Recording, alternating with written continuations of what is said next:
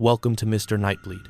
Tonight, in 4 creepiest graves ever discovered across the US, we return to the quiet edges of the world, where the hum of the living fades, and only the wind moves through the dead. These are not legends or campfire stories. These are real graves, real locations, and real discoveries, places marked by stone and soil that refuse to stay silent. Every account you're about to hear comes from documented discoveries, witnesses, and those who stood before these graves and felt the unmistakable chill of something watching from below. My goal this month is to reach 4,000 subscribers. Nearly 90% of viewers step into the darkness, listen, and disappear without subscribing. Don't be one of them. Join the darkness. Subscribe now. Before we begin, tell me in the comments where you're watching from and what hour of the night it is for you.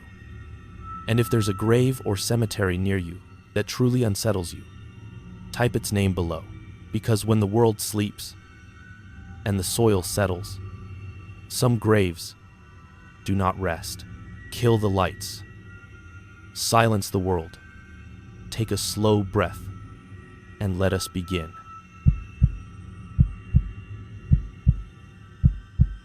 The grave with no name, but it knows yours. My name's Caleb Morrow.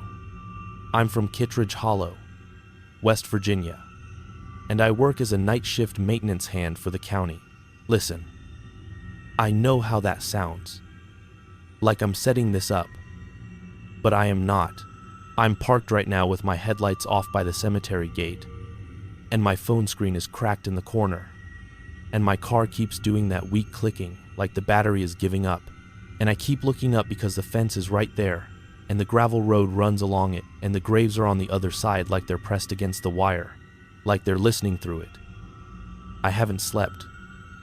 I tried on my couch with the TV low and a blanket pulled up and my boots still on because I didn't want to take them off and have to see the dirt on the soles. And every time I closed my eyes, I heard gravel, that dry crunch, and then I'd open my eyes and my living room would feel wrong for a second. Like the furniture was in a place it wasn't supposed to be. And then it would snap back and I'd realize I was just staring at the same wall. I'm telling you, dude, I swear to God, I am not making this up. I keep thinking I should not even say the name out loud because that's part of it. Names. But if I don't say it, then it stays stuck inside me and it feels like it's pushing up under my ribs. That day started normal. It did. I woke up at 6:12 because my phone buzzed. Not an alarm, just that weak vibration from a message that didn't come through until I unlocked it. And I remember because the time is burned in my head like I stared at it too long.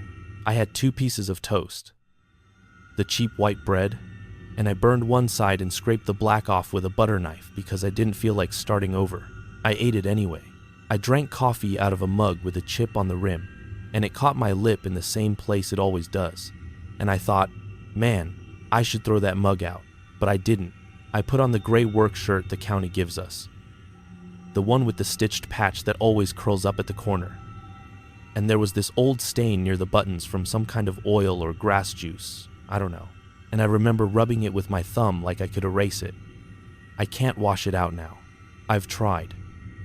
It's still there, and it looks darker, like it sank deeper. I left my place around 7:05. My car didn't start the first try. It made that tired sound, and I tapped the steering wheel like that helps, and then it caught.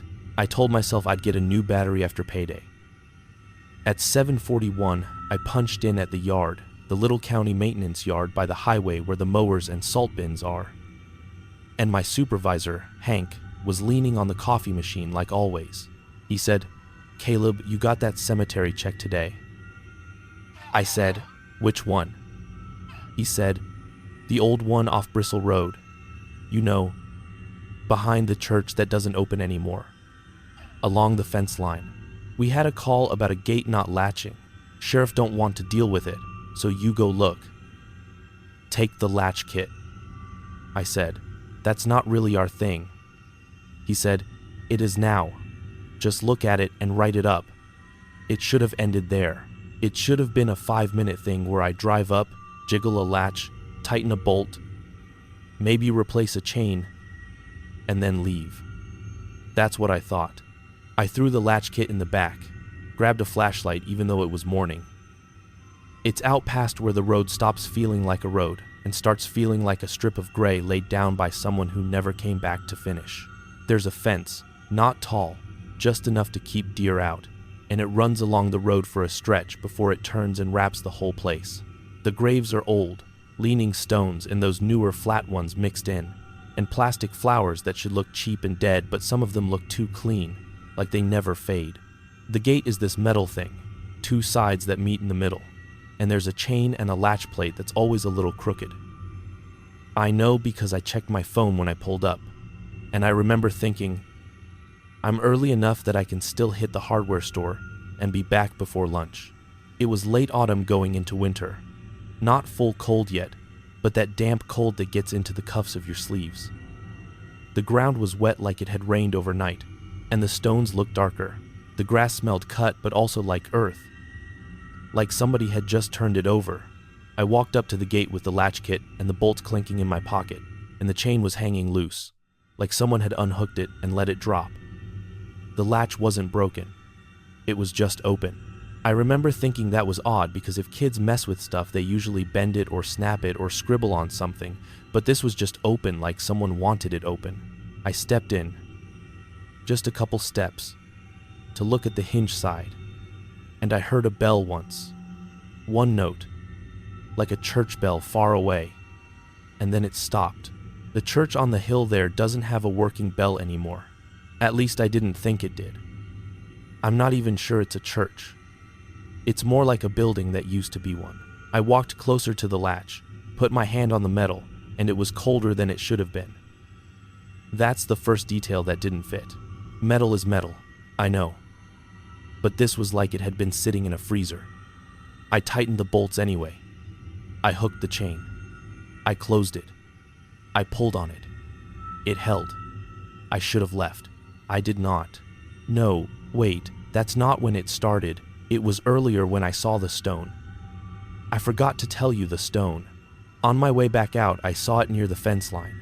Not deep inside, just close enough that you'd notice it if you were walking the road and looked through the wire. It was a headstone. Upright, not leaning. Clean edges. Not chipped, like it was newer than the others around it. But the face of it was blank. Not worn blank, not old blank where the rain and sun erased it. I mean blank like it was never carved. Smooth. Gray. No name, no dates, nothing. Just a perfect blank slab like someone installed it and forgot the part that matters. I stopped because I do maintenance, and part of my job is noticing what's off, and this was off. I stepped closer and looked at the base, expecting to see a little metal funeral home tag or something, but nothing. I ran my fingers across the surface. It felt dry, like dust on stone, and my fingertips left streaks like I'd wiped a mirror. I leaned in, and at an angle, I thought I saw faint marks. Not letters, just the kind of faint difference in tone you get when something is underneath, like a shadow under the stone.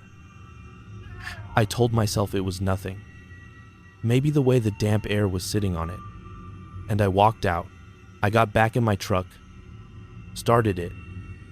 I'm telling you, man, I swear, I saw something like a thin line on it, like a hairline crack. But it wasn't there when I was close. I blinked and it was gone. I drove back to the yard. I wrote the gate was secured. Hank didn't even read it. He just nodded and said, "Good." Around 2:30, the sheriff's office called the yard, and Hank waved me over and put it on speaker. A deputy's voice said, "We got another call on that Bristle Road cemetery. Caller says the gate is swinging." Hank looked at me like I'd done something wrong. I said, "I chained it." The deputy said, "Well, it ain't chained now. Can you go back before dark?" I said, "Yeah." I didn't want to. I don't know why I didn't want to. I've been in cemeteries before. Plenty. It's just grass and stone and quiet. But something about that blank stone stuck in my head like a toothache.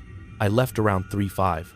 The sky had that early winter look, like the sun was already tired, and the clouds were low and flat. When I got there, the gate was open again. Not broken.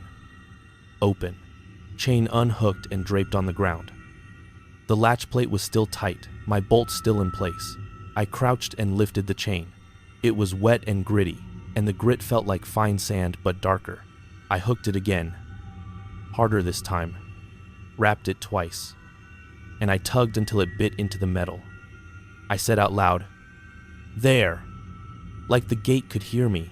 I stepped back, and the wind picked up and made the plastic flowers rattle.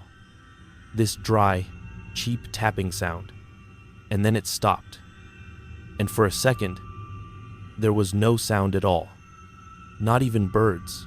The road behind me felt empty in a way it hadn't before, like the whole world was holding its breath. I turned my head and looked down the fence line, and there was nobody. No cars, no kids, no hikers, nothing. I looked back at the blank stone because I couldn't help it. It was still there, but it wasn't blank anymore. I swear to God, it had faint letters, like someone had traced them with a pencil and then wiped most of it away. I couldn't read it from where I stood, but I could see that there were shapes that weren't there earlier. My skin went tight on my arms. I stepped inside again, just far enough to get closer without telling myself I was going in. The ground was soft and my boots sank a little, and I remember thinking, this grass is too wet for this time of day. It hasn't rained since last night. It shouldn't still be like that. I walked up to the stone. The letters were there but faint, like they were under the surface. I leaned in, and my breath fogged a little in front of my face, and I wiped the stone with my sleeve like a stupid person. The letters did not smear. They stayed. That's when I felt it. Not a hand, not a shove, just that feeling you get when someone is behind you and you didn't hear them come up. The hairs on the back of my neck lifted. I turned fast. Nobody, just rows of stones and the fence and that church building up the hill. I laughed once, this nervous sound, and said, "All right," like I was talking to a coworker. I looked back at the stone and forced myself to read. The letters were not a full name. They were like partial marks, like someone started to carve and quit. A C, an A, something that might have been an L. It could have been anything. I told myself, "See, it's nothing. You're just making letters out of scratches." I walked away. I left. I drove back to the yard and told Hank the gate was chained again. Hank said, "If it swings again, we're putting a lock on it." I went home. I ate leftover beans out of a pot and stood at my sink because I didn't feel like sitting. At 8:47, my phone buzzed again, and this time the message came through right away. It was Hank. It said, "Call me." I called. He answered on the second ring, and he sounded annoyed. He said, "You gotta go back." I said, "Now." He said, "Deputy says gate's open, and they found some tool by a grave. Says it's county." I looked down at my hands and my stomach dropped because I knew what tool he meant. The latch kit was back at the yard. But my flashlight, my personal flashlight, the one I keep clipped to my belt, I didn't remember taking it off. I reached for my belt. It wasn't there. I felt around my kitchen counter, like it might have fallen, but it wasn't. Hank said, "You hearing me? Just go." I drove out at 9:23. It was dark. Real dark. The kind of dark where your headlights feel like they're pushing through something thick. The road out there has no streetlights. The woods on either side look like one solid wall.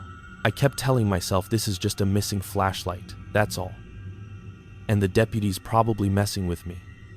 And the gate probably just didn't latch because the fence posts shift in wet ground.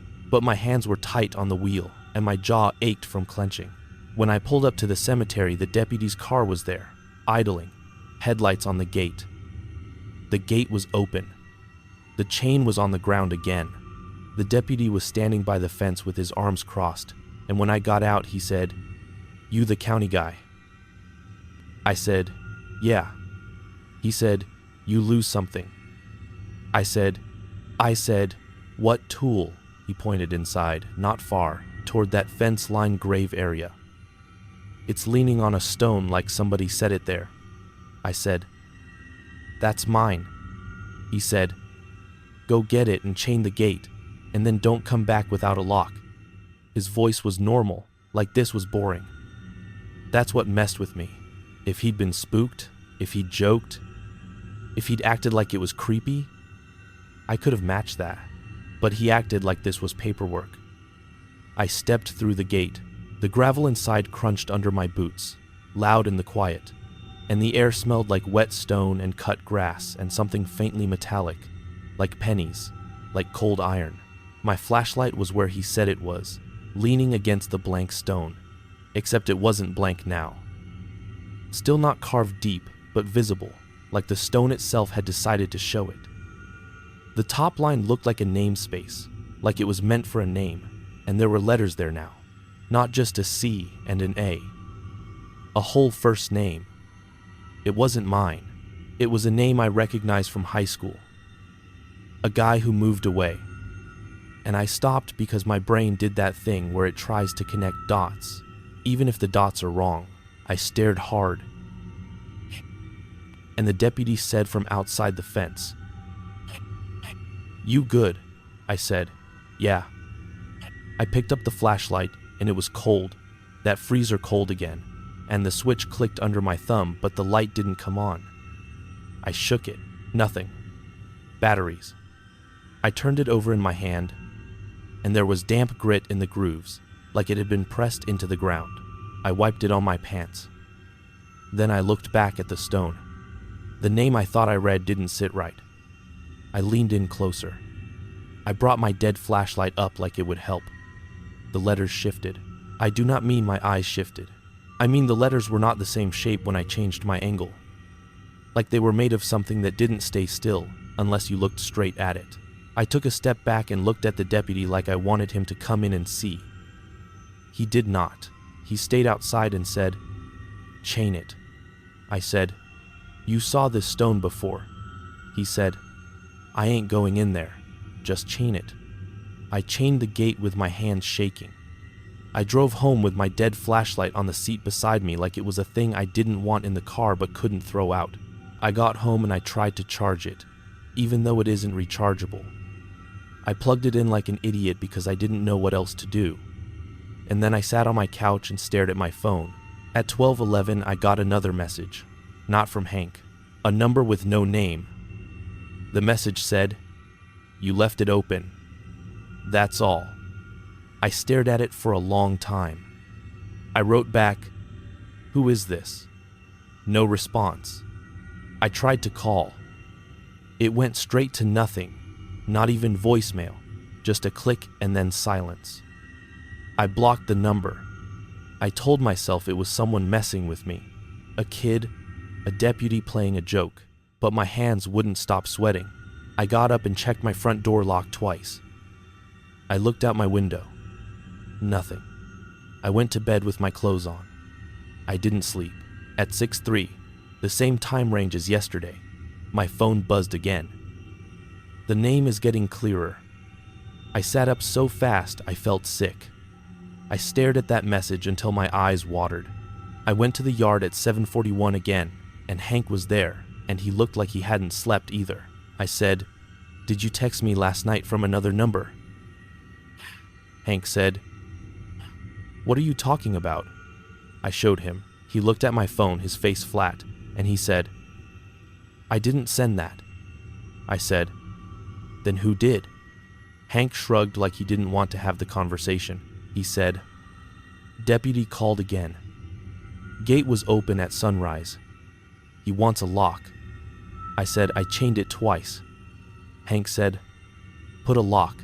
Bring the bolt cutters too." I said, "Why bolt cutters?" Hank said, "If the chain is wrapped wrong, cut it and redo it. Just handle it." He handed me a padlock from the supply cabinet, still in the plastic, and it looked too shiny for that place. I drove out again. Late morning this time. Around 10:22. The sky was brighter, harsh light. Like the sun was trying too hard, and it made the wet grass sparkle. I wanted daylight because I thought daylight would make it normal. It did not. The gate was open. The chain was on the ground. The latch bolts were still tight. The padlock in my pocket felt heavy. I walked in with the cutters in one hand and the lock in the other, and my dead flashlight clipped to my belt even though it was useless. The blank stone was waiting by the fence line like it always had been there, but now the writing was obvious. A full name was on it, first and last. And the dates. And the dates were wrong. The birth year was next year. I'm telling you, it was a year that hasn't happened yet. I blinked and looked again, and the year changed. It dropped back by one digit, like my brain was sliding. Like the stone was refusing to settle on one answer. I stepped closer, and there were tiny scratches in the stone, like something had been scraping it from the inside. I ran my finger over the letters, and they felt warm, not hot, just warmer than the rest of the stone, like someone had held their hand there. My stomach turned. I heard footsteps on gravel behind me. The gravel crunched again, one step. And this time it sounded like it came from the row behind the blank stone, like someone pacing in a small space. I backed up until I hit the fence wire, and it stung my shoulder through my shirt. I said out loud, "Who's there?" My voice sounded small. The footsteps stopped. Then I heard something else. A soft sound like paper being rubbed, like someone doing a charcoal rubbing. And it came from right in front of me, from the stone itself. Like the stone was being copied. I stood there breathing hard. And I realized my dead flashlight was on again. The beam weak but there, pointed at the ground by my feet. I hadn't turned it on. It was on. The beam made the wet grass shine, and in that shine I saw something on my boot, a smear of dark dirt that looked too fresh, like I'd stepped in turned soil. I started walking back toward the gate, not running, because I didn't want to look like I was scared, which is stupid, I know, but I wanted to keep it normal. Halfway back, the gate slammed shut. Not gently, it swung and hit the post with a metal bang that echoed across the stones. The chain that had been on the ground was now hooked, pulled tight, like someone had snapped it into place. I stood there staring at it. I walked to it and grabbed the chain. It was cold again. Freezer cold. I pulled. It did not move. The padlock was still in my pocket. There was no lock on the chain. It was just hooked in a way it shouldn't have been possible, like the hook had fused. I looked up the hill toward the old church building. The windows were dark. The bell tower was there, black against the sky. I looked back at the stones. The plastic flowers rattled again, fast, like a tremble, and then stopped all at once, like someone pinched the air. I swallowed and said, "Okay, okay," like talking to a dog. I pulled my phone out. No service. That's normal out there sometimes, but I had service when I drove up. I turned, held it higher. Nothing. I felt that watched feeling again. Not from behind, from everywhere. Like the space between stones had eyes. I walked along the inside of the fence line to see if there was another way out. A gap, a place where the wire had sagged. The fence was intact. As I walked, I passed the blank stone again without meaning to, because the fence line curves, and the stone was closer than it should have been, like the cemetery had folded a little. I stopped. I looked at it. The name on the stone was different now. It wasn't that old high school guy. It wasn't the future date name. It was a new name. And the new name was mine. Caleb Morrow. Clean. Centered. Like it had been carved by a machine. My throat closed. My ears rang like blood rushing. I stepped back and my heel hit something. I looked down. There was a phone on the ground, face down in wet grass. A cracked screen. The the same crack pattern as mine, but not mine, and my stomach flipped because I recognized the case, a cheap black case with a torn corner, like the one Hank has. I picked it up with shaking hands. The screen lit. The lock screen showed a time that didn't make sense, like 2:17. But the light looked like morning, and the date on it was yesterday's date, the one that already passed.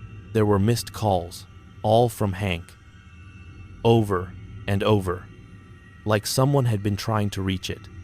I hit the side button, and the screen went dark. I pressed again. It lit again, but now the lock screen wallpaper was a photo of the cemetery gate, taken from where I was standing right now, like someone had snapped it. I said, "Hank," loud. No answer. I looked back at the stone with my name. Under my name, where dates go, there was one date. Just one. And it was today's date. I don't want to say the numbers, but it was today. No birth. Just today. Like that was the only part it cared about. I stumbled toward the gate again, and grabbed the chain, and pulled until my hands hurt. The metal did not give. I tried to wedge the bolt cutters in, but there was nowhere to cut because the hook was set like it belonged. I hit it with the cutters like a hammer. The sound rang out. Sharp. And then it was swallowed, like the cemetery ate it. Right after that, I heard my phone ring. My own phone. The ringtone I set. It was in my pocket. I yanked it out. The screen showed Hank's name. I answered. I said, "Hank, I'm locked in." Hank's voice came through, but it wasn't Hank. It sounded like Hank. The tone, the rhythm, but too slow, like someone dragging it through mud. He said, "You left it open." I said, "What?" He said, "You left it open." I said, "I chained it. I chained it twice," the voice said. "You left it open." Then, "Dude, I swear," the voice said my name. But it said it wrong, like it was tasting it. Like Caleb, separated, and it made my skin crawl. I said, "Stop," the voice said. "Look at the stone." I turned my head without choosing to. The stone with my name looked brighter, like the letters were wet. I saw something moving on the stone. Not a shadow, not a bug, like the letters themselves were shifting, tightening, getting deeper. I backed away and bumped into another stone. And when I looked down at that stone, I saw a name I recognized too. Not a famous name, just someone from town. A woman who worked at the grocery store, and the date under her name was yesterday. My mouth went dry. I thought, no, that can't be. She was at the register last week. I tried to remember if I'd seen her yesterday. I couldn't. I couldn't remember. My brain felt slippery. I put my hand on my forehead and it was cold with sweat. The phone in my hand went dead. Not the call, the whole phone. Black screen. I pressed the button. Nothing. I stood there holding a dead phone in a place full of names. And the only sound was the gravel under my boots when I shifted weight. Then I heard the rubbing sound again. Closer. Like paper on stone. And I realized it wasn't paper. It was the sound of engraving, that gritty scrape, like a tool cutting into something hard. Only there was no tool. It was coming from under the stone with my name. From underneath, like something below was writing upward. I turned and ran. Finally, not caring how it looked. I ran along the fence line, grabbing wire, trying to find a weak spot. And my hands tore on the metal, and I didn't even feel it at first. I hit a corner where the fence meets the tree line, and there was a section where the wire dipped, not broken, but loose enough that a skinny kid might crawl under if they pushed. I dropped to my knees and shoved my shoulder into it, and the wire bit into my neck, and I heard the metal creak. I pushed harder. The wire did not move like it should. It was like pushing a wall. I sat back, gasping, and looked at my hands. They were smeared with dark dirt again, like soil. I hadn't touched soil. I'd touched fence. I wiped my palms on my pants, and the smear stayed. I looked down at my boots, and the dirt was thicker now, like I'd been walking through fresh dug ground. I stood and spun around because I couldn't stand having my back to the stones. The cemetery looked bigger. I know that sounds stupid. I blinked hard. I slapped my own cheek once, not hard, just enough to shock myself. And I said, "No," out loud. "No, no." I started walking toward the gate again, fast, and I kept my eyes on the gatepost like if I stared at it hard enough it would stay put. Halfway there, I passed the blank stone again. It was right there, too close again, like it was following the fence line with me. My name on it was deeper now, carved, clear, and under it the date was still today. But now there was a time beside it, and the time was close to the time on my phone when I arrived, like it was logging me, like a receipt. I started shaking so hard my teeth clicked. I forced myself not to look at it and kept walking. The gravel crunched. The air tasted metallic again. Then, from somewhere among the stones, I heard a voice. Not the phone, an actual voice, calling, "Caleb." I froze. It was my own voice. It sounded like me, but flat, like no breath. It said, "Caleb, come here." I backed up one step. The voice said again, "Caleb, you dropped your light." I didn't answer. My throat wouldn't work. I took another step back, and my heel hit another phone. Another phone in the grass. And this time, it was my phone. My actual phone. I know because the crack in the corner is shaped like a spider and I can feel it with my thumb. But it was not in my hand anymore. It was on the ground. I looked down at my hands. Empty. I don't remember dropping it. I don't remember bending. I don't remember any of it. That's when I realized time was slipping, like I was losing pieces in between blinks. I picked my phone up. The screen was on. It showed a message thread with that unknown number. There was a new message. It said, "It's almost finished." I turned toward the gate, and it was open. Chain hanging neatly, like someone had just unhooked it and draped it politely. The shift from locked to open was so sudden my brain didn't accept it. I stood there staring like it was a trick. Then I ran. I ran out through the gate and stumbled into the road, my boots sliding on wet gravel, and I didn't stop until I was at my truck. My keys were in my pocket. I jammed them in the ignition. The engine clicked. Once, twice. Battery. Dead. Of course. Of course. I hit the wheel with my palm and I wanted to scream, but I didn't because my voice wouldn't come out. I looked up through the windshield at the cemetery fence. The blank stone was visible from the road, just barely, and I could see the face of it catching the weak light from my dash. I could see my name on it from here. That's how deep it was. Then the letters changed. I am telling you, the letters changed. My name blurred and shifted, like it was being erased and rewritten. For a second, it wasn't my name. It was Hank's. Then it wasn't Hank's. It was a name I didn't know. Then it was mine again, like it was cycling, like it was picking. My phone buzzed. A call. "Hank." I answered, without thinking. Hank's real voice came through. Normal. Annoyed. He said, "Where are you? Deputy says you left the gate open and he's done with this." I said, "Hank, I was inside. It locked. It opened. My battery is dead." Hank paused. He said, "What do you mean inside?" I said, "I mean inside. Something is wrong with that stone. There's a stone with no name, and now it has my name." Hank said, "Caleb, stop. Just get back here." I said, "I can't start my truck." Hank said, "Call a tow." I said, "I don't have service." Hank said, "You're talking to me." I looked at my phone. Full bars. I looked at the road behind me. Empty. I looked back at the cemetery. The gate was closed again. Chain hanging. not hooked. Closed. Like it chose to be closed. Hank said, "Caleb." I said, "I don't want to look at it." Hank said, "Look at what?" I said, "The stone." Hank said, "What stone?" I said, "The blank one."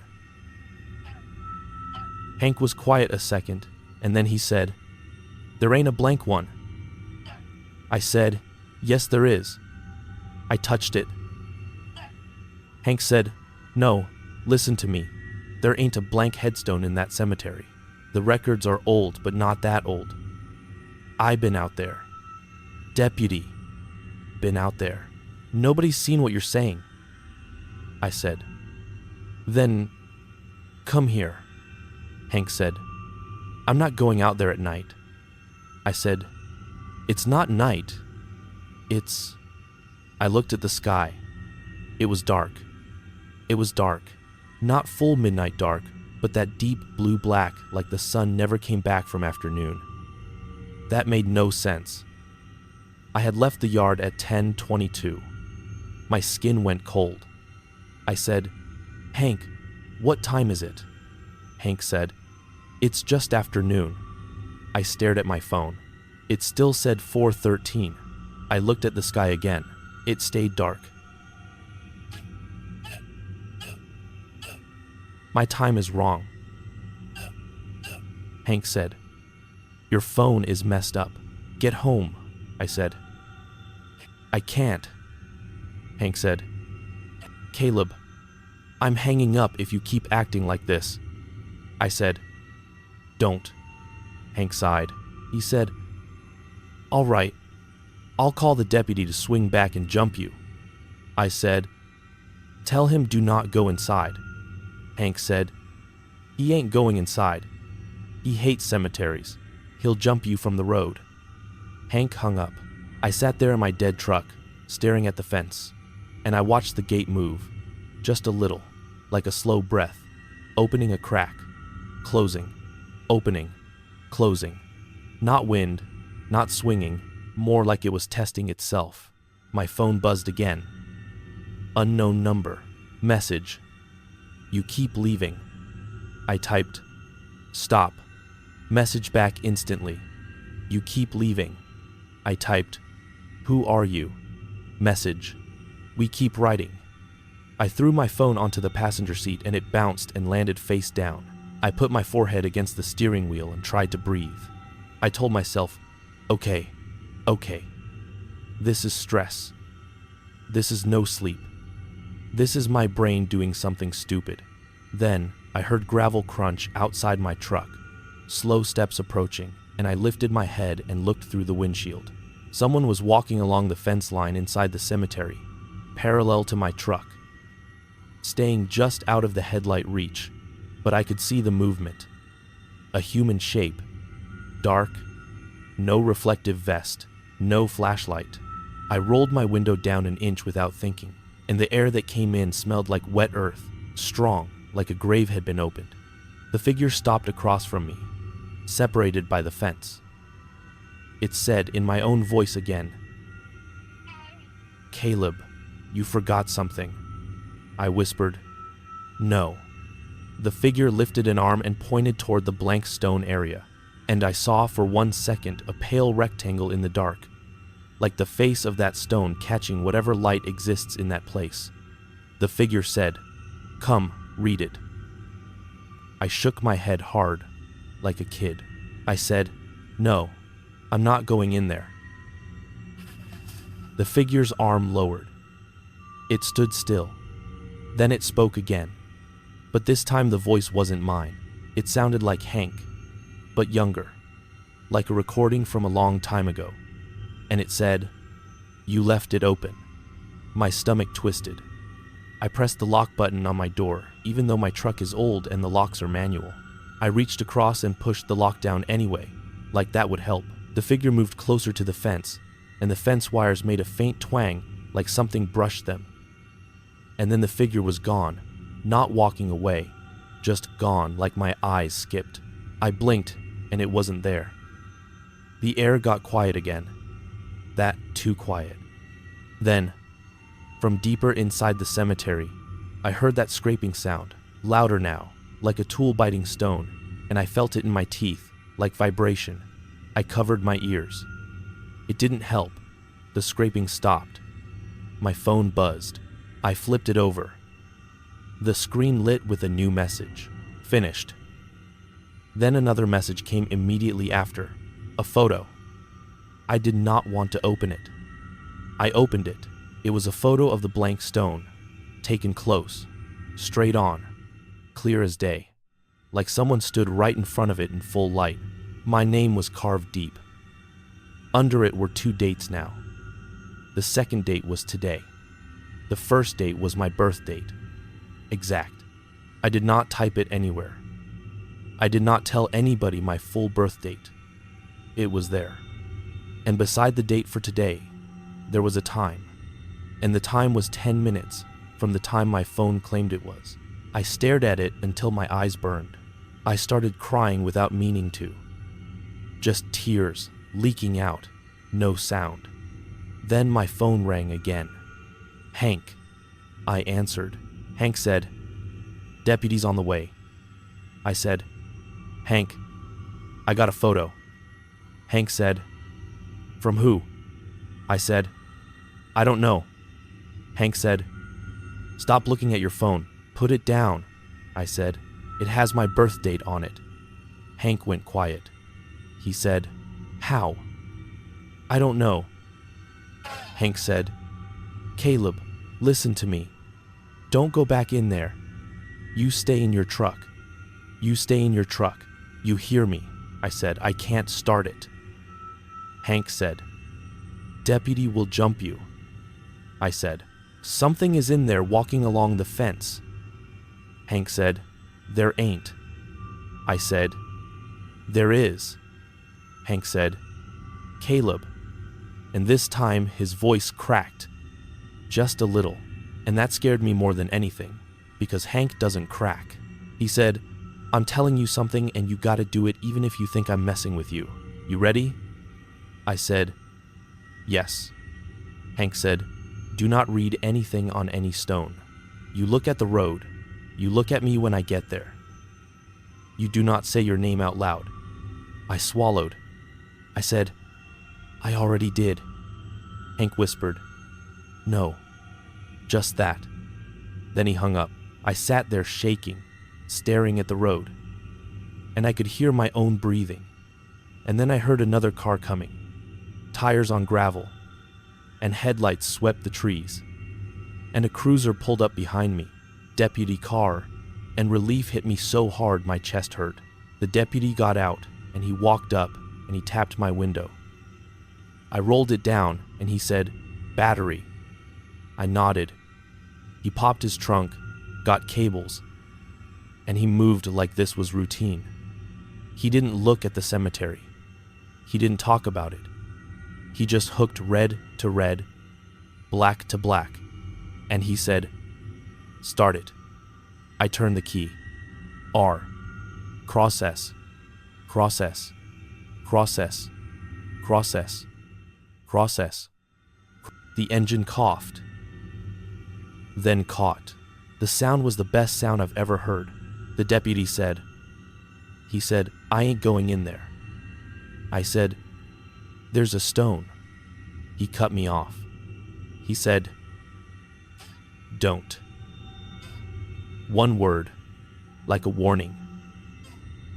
He unhooked the cables fast, shut his trunk, and he said, "Go home." I started to pull away. As my headlight swept the gate, I saw it open. Just a crack, like it was watching me leave.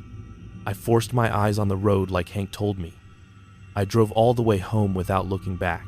I took the long route to avoid passing any burial ground. I didn't turn on music. I didn't talk. I got home and I sat in my kitchen with the lights on and I stared at my gray work shirt. And the stain on it looked darker, like a thumbprint, like someone pressed it. My phone buzzed at 17. Unknown number. You left. I blocked it. Another number. You left. I blocked it. Another. You left. I turned my phone off. I pulled the battery out of the back, even though it's not a phone you pull batteries from. But mine is old and you can. And I put the battery in a drawer. I thought that would stop it. It didn't. My landline rang at 2:22. I don't even give that number out. I answered without thinking, because when a phone rings in the middle of the night, you think it's an emergency. There was breathing on the other end. Then my own voice, flat, said, "Read it." I slammed the phone down so hard it bounced. I sat on the floor with my back against the cabinet, and I covered my mouth so I wouldn't make noise. I stayed there until morning. When morning came, real morning, light through my blinds, I drove to the yard. Hank was there. I walked up and I said, "Did you go out there?" Hank looked at me, and his eyes were red, like he'd rubbed them raw. He said, "No." I said, "Deputy." Hank said, "Deputy says the cemetery was fine this morning. Gate was locked, chain and lock. He says you never came out last night." I stared at him. I said, "What?" Hank said, "He says he never jumped you. He says he never came out there." I felt the floor tilt. I said, "That's a lie." Hank said, "Caleb, I'm telling you what he said." I pulled my phone out, the battery back in now, and I went to show Hank the photo, the messages, the proof. The thread was gone. Not deleted by me. Gone like it never existed. The photo was gone. My blocked numbers list was empty. Hank said, "What are you doing?" I said, "It was right here." Hank stared at my screen, and then he looked away, like he didn't want to see whatever I was trying to show. He said, "Take the day." I said, "No, I can work." Hank said, "I can no minwas. I can work. Take the day." He said it like an order and like a kindness at the same time. I went home. I tried to sleep. I couldn't. Every time I shut my eyes, I saw a blank slab turning into letters. I smelled wet earth in my own house. I checked my boots and there was still dark dirt in the tread. And I washed them and the dirt didn't rinse out like normal dirt. It smeared.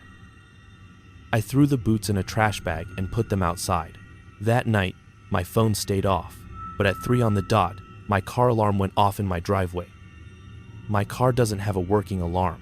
I went to the window and I saw my headlights flash twice like someone hit the lock button. Then the cemetery smell came through my vents in the house, that cut grass and cold stone and pennies. I didn't go outside. I sat with my back against the wall and I kept the lights on until sunrise. After that, I started changing my route everywhere. I will not drive along any cemetery fence. I will not take back roads that pass burial grounds. If I see headstones on a hill, I turn around. I don't step on cemetery grass, even in daylight. And I don't say my full name out loud unless I have to. But the thing is, man, I don't think it's about the place only. I think it's about the act of looking. Like the moment you read a stone, it reads you back. And I didn't know that before. I didn't believe that before. I thought cemeteries were just where people put grief and flowers and quiet. Now I think there's something in the act of recording. Something in the way names get set into rock, and if one stone can be blank and still know how to write, then it doesn't need records. It doesn't need an office. It doesn't need anybody to remember. It can remember on its own. And the worst part, listen. The worst part is I drove past that road today by accident. I didn't mean to. I missed a turn because my mind wandered, and I saw the cemetery fence through the trees for half a second, just the line of wire and a pale rectangle behind it, and my stomach dropped like I'd been punched because I knew it was that stone. I knew it was the blank one. And as I passed, as my car moved, I saw letters on it. And they weren't my letters. They weren't anyone I know. And for a second I felt relief. Like, okay, maybe it moved on. Maybe it picked someone else. And then my phone buzzed on the seat even though I had it on silent. And when I looked, there was one new message from an unknown number. And it just said, "You looked."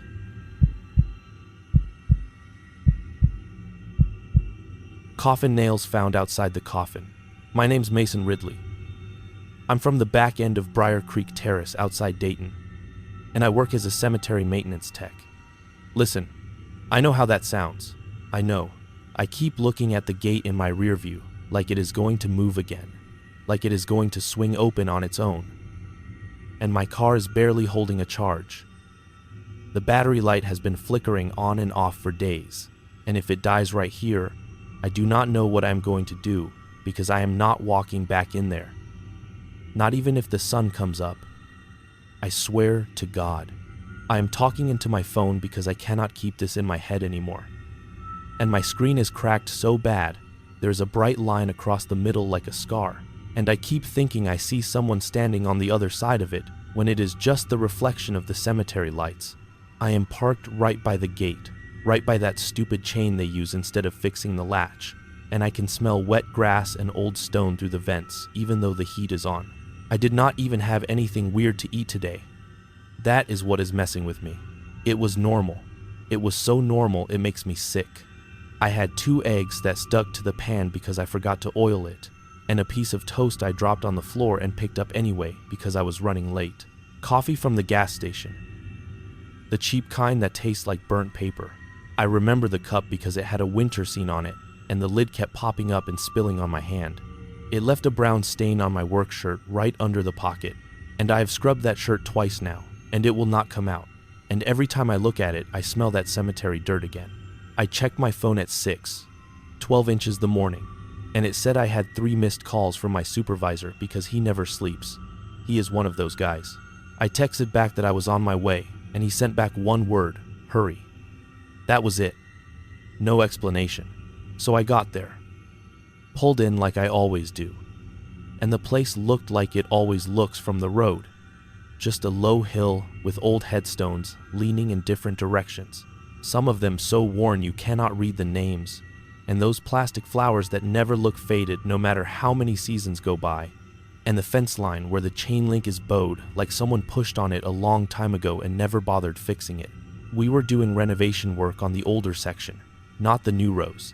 The old part where the stones are close together and the ground is uneven and there are little dips that fill with water when it rains. People think cemeteries are quiet places. That is a joke. During the day there is always noise, mowers, leaf blowers, trucks coming in, families arguing in low voices, and birds that scream like they are mad at you for being there. That morning it was damp. Not raining, but everything slick, like it had sweated overnight. And the stones were darker, and there was a smell like pennies in the air. Not strong, just enough to notice when you breathe in. That smell matters later, dude. I did not think it mattered then. Nothing mattered then. I was thinking about my paycheck and whether my car would start again after my shift. I clocked in at 6:34. I remember because the time clock is slow and it always makes a little squeak when you press the button and it drives me crazy. My supervisor was already out by the older section with the contractor guys. There were 2 of them, just hired hands. And one of my coworkers, the one who always wears the same gray hoodie under his vest even when it is warm. He waved at me like nothing was wrong. I walked up and my supervisor said, "Keep your head on straight today." And I laughed because that is just what he says when he is stressed. Then he pointed behind him and said, "We found something." That was the first time I felt that little cold line go down my back. Not fear exactly. More like when you realize you forgot something important at home and you cannot remember what it is. The contractor guys had been digging along an old family plot area because the ground had sunk in weird, like a long rectangle settling. They thought it was just old soil shifting, maybe a void where a vault cracked. They had to stabilize it, fill it, regrade it, all that.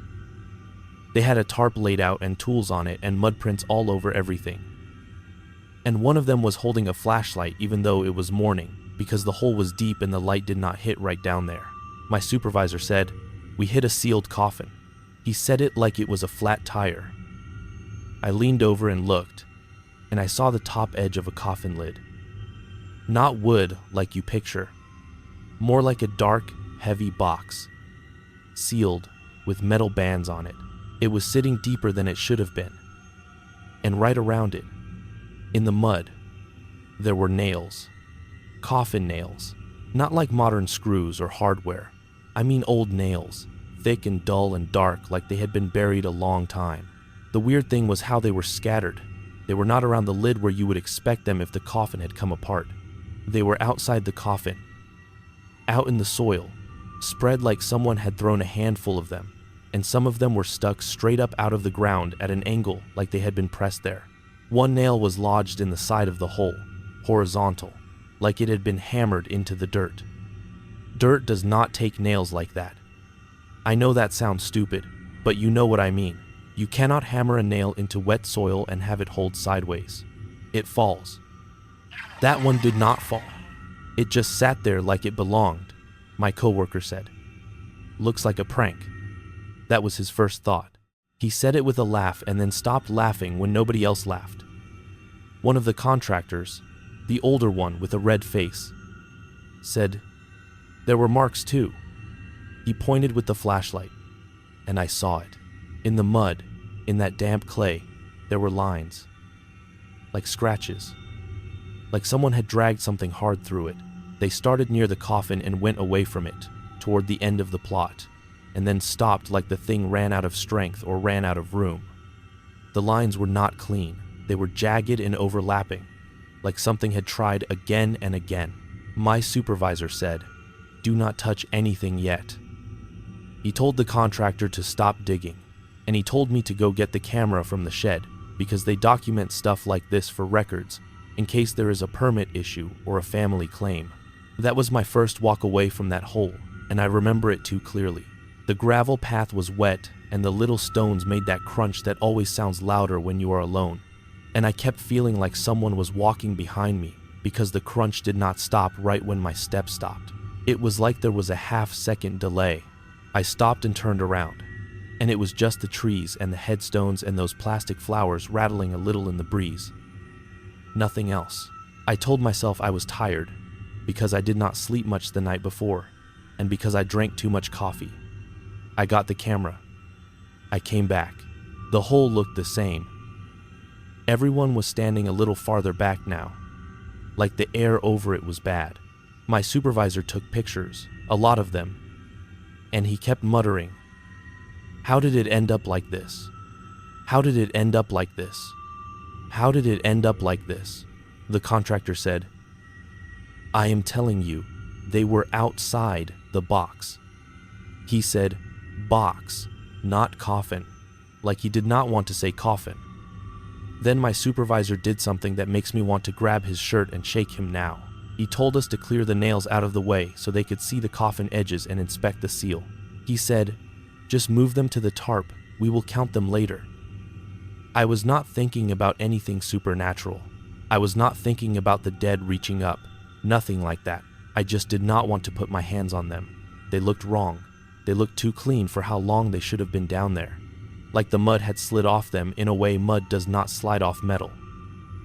My coworker shrugged and said, "It is just nails." Man. He hopped down in the hole first because he is the one who always acts like everything is a joke.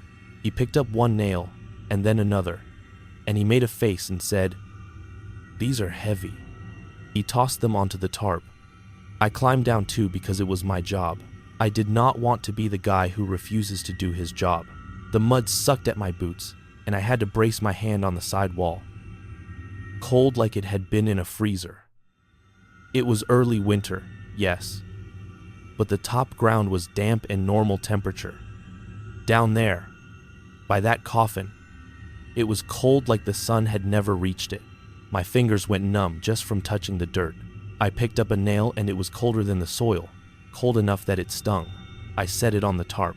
I picked up another and my glove snagged on something, and I pulled my hand back fast, and the older contractor said, "Careful, those are sharp."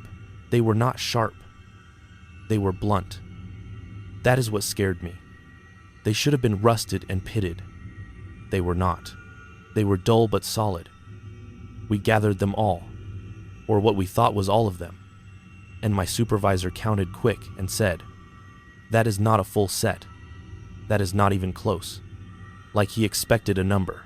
Then he leaned down and ran his flashlight along the coffin lid edge and said, "The seal looks intact." He said it like that solved something. Like if the coffin was sealed, then nothing else mattered. Then he said, "We need to call the office and see if this plot is on the old records." He told the contractors to cover it with boards for the day and mark it. He told us to move on to other tasks while he handled the paperwork. It should have ended there.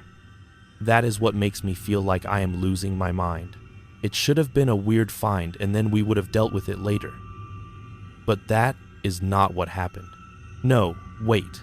That is not when it started. It started earlier, when I was walking back from the shed and I felt that delay in the gravel crunch. That was the first wrong detail. I forgot that. I keep forgetting that. Everything after that just stacked on top. We moved on. We raked leaves. We reset a few small stones that had tilted. We trimmed around the fence. Normal stuff. I kept thinking about those nails. I kept thinking about how they were outside the coffin. That is not a thing. That still. I have seen old caskets collapse and hardware scatter, but that is inside a void, not embedded in soil away from the box. My coworker tried to make jokes about someone breaking out like in movies, and I told him to stop. Not because I believed it, but because it was making my stomach twist.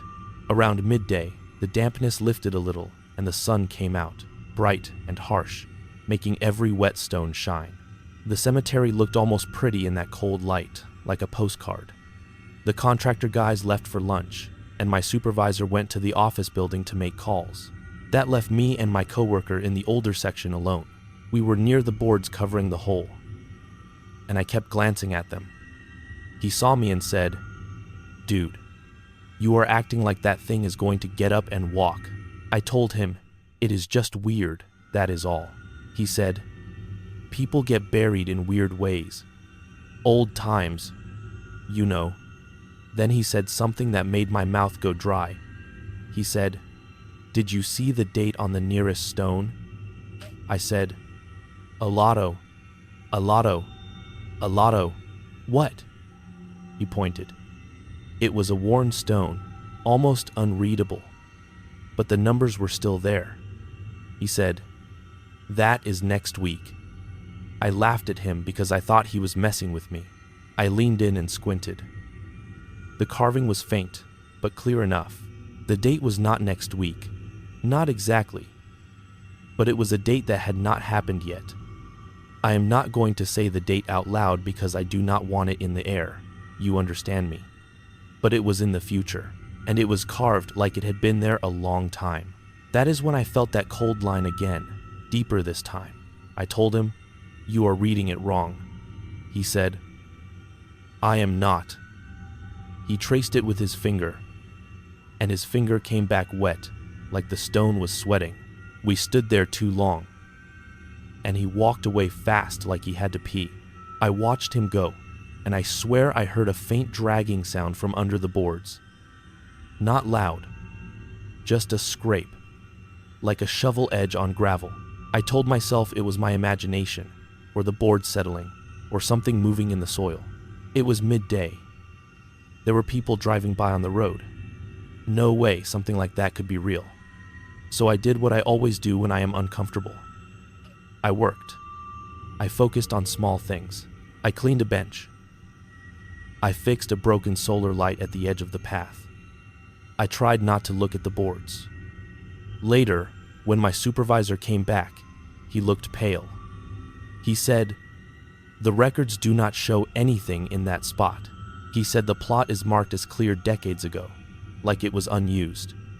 He said, "We are going to have to bring in someone tomorrow to inspect it properly. Maybe move it, maybe re-enter it." He did not know.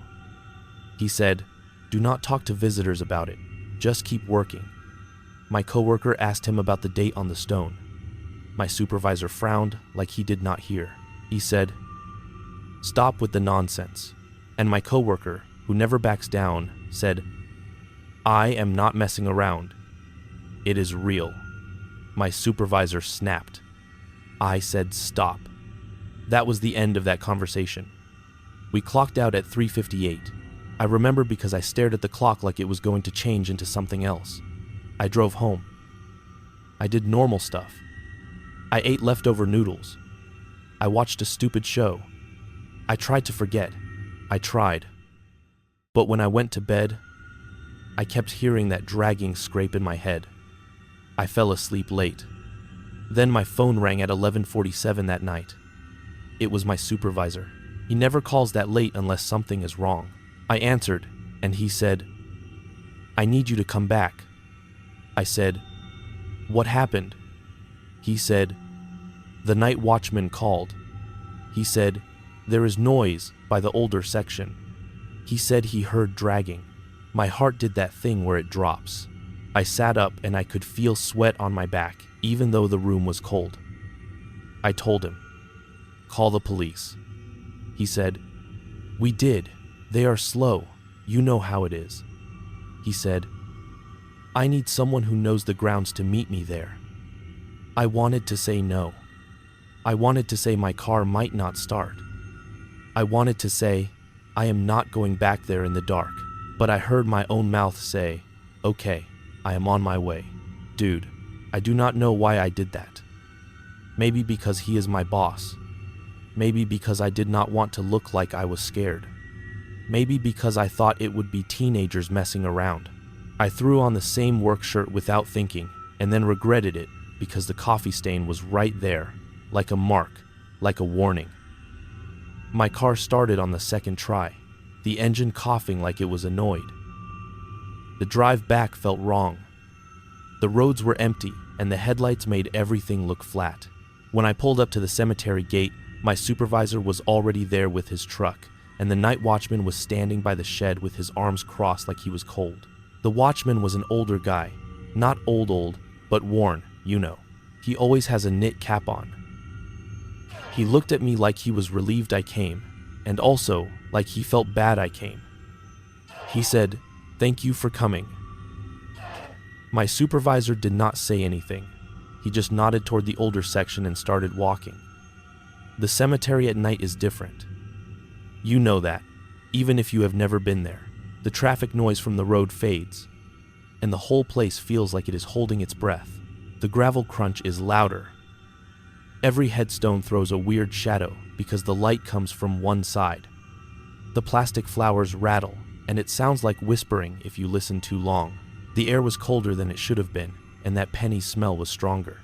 The watchman led us along the path, and he kept his flashlight low, sweeping the ground like he was afraid to shine it on the stones. My supervisor asked him, "What did you hear exactly?" The watchman said, "Dragging, like something heavy."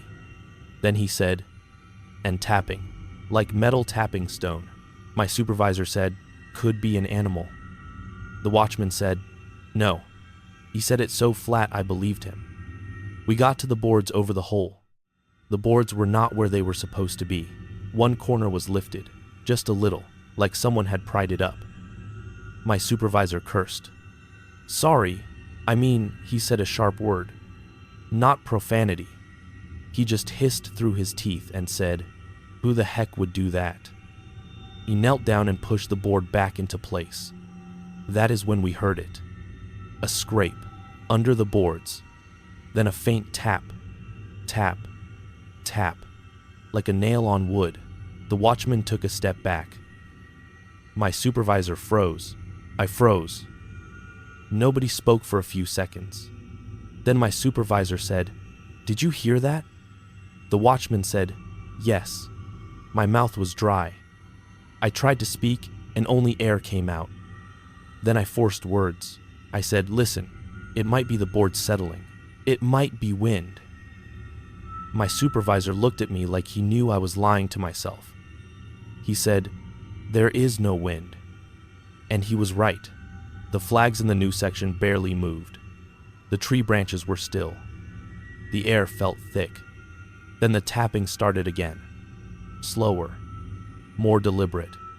Tap, tap, tap, like counting. My supervisor whispered, "Back up." We backed up a few steps. The watchman raised his flashlight and aimed it at the boards. The light made the wood look pale and wet. The tapping stopped. The scrape stopped.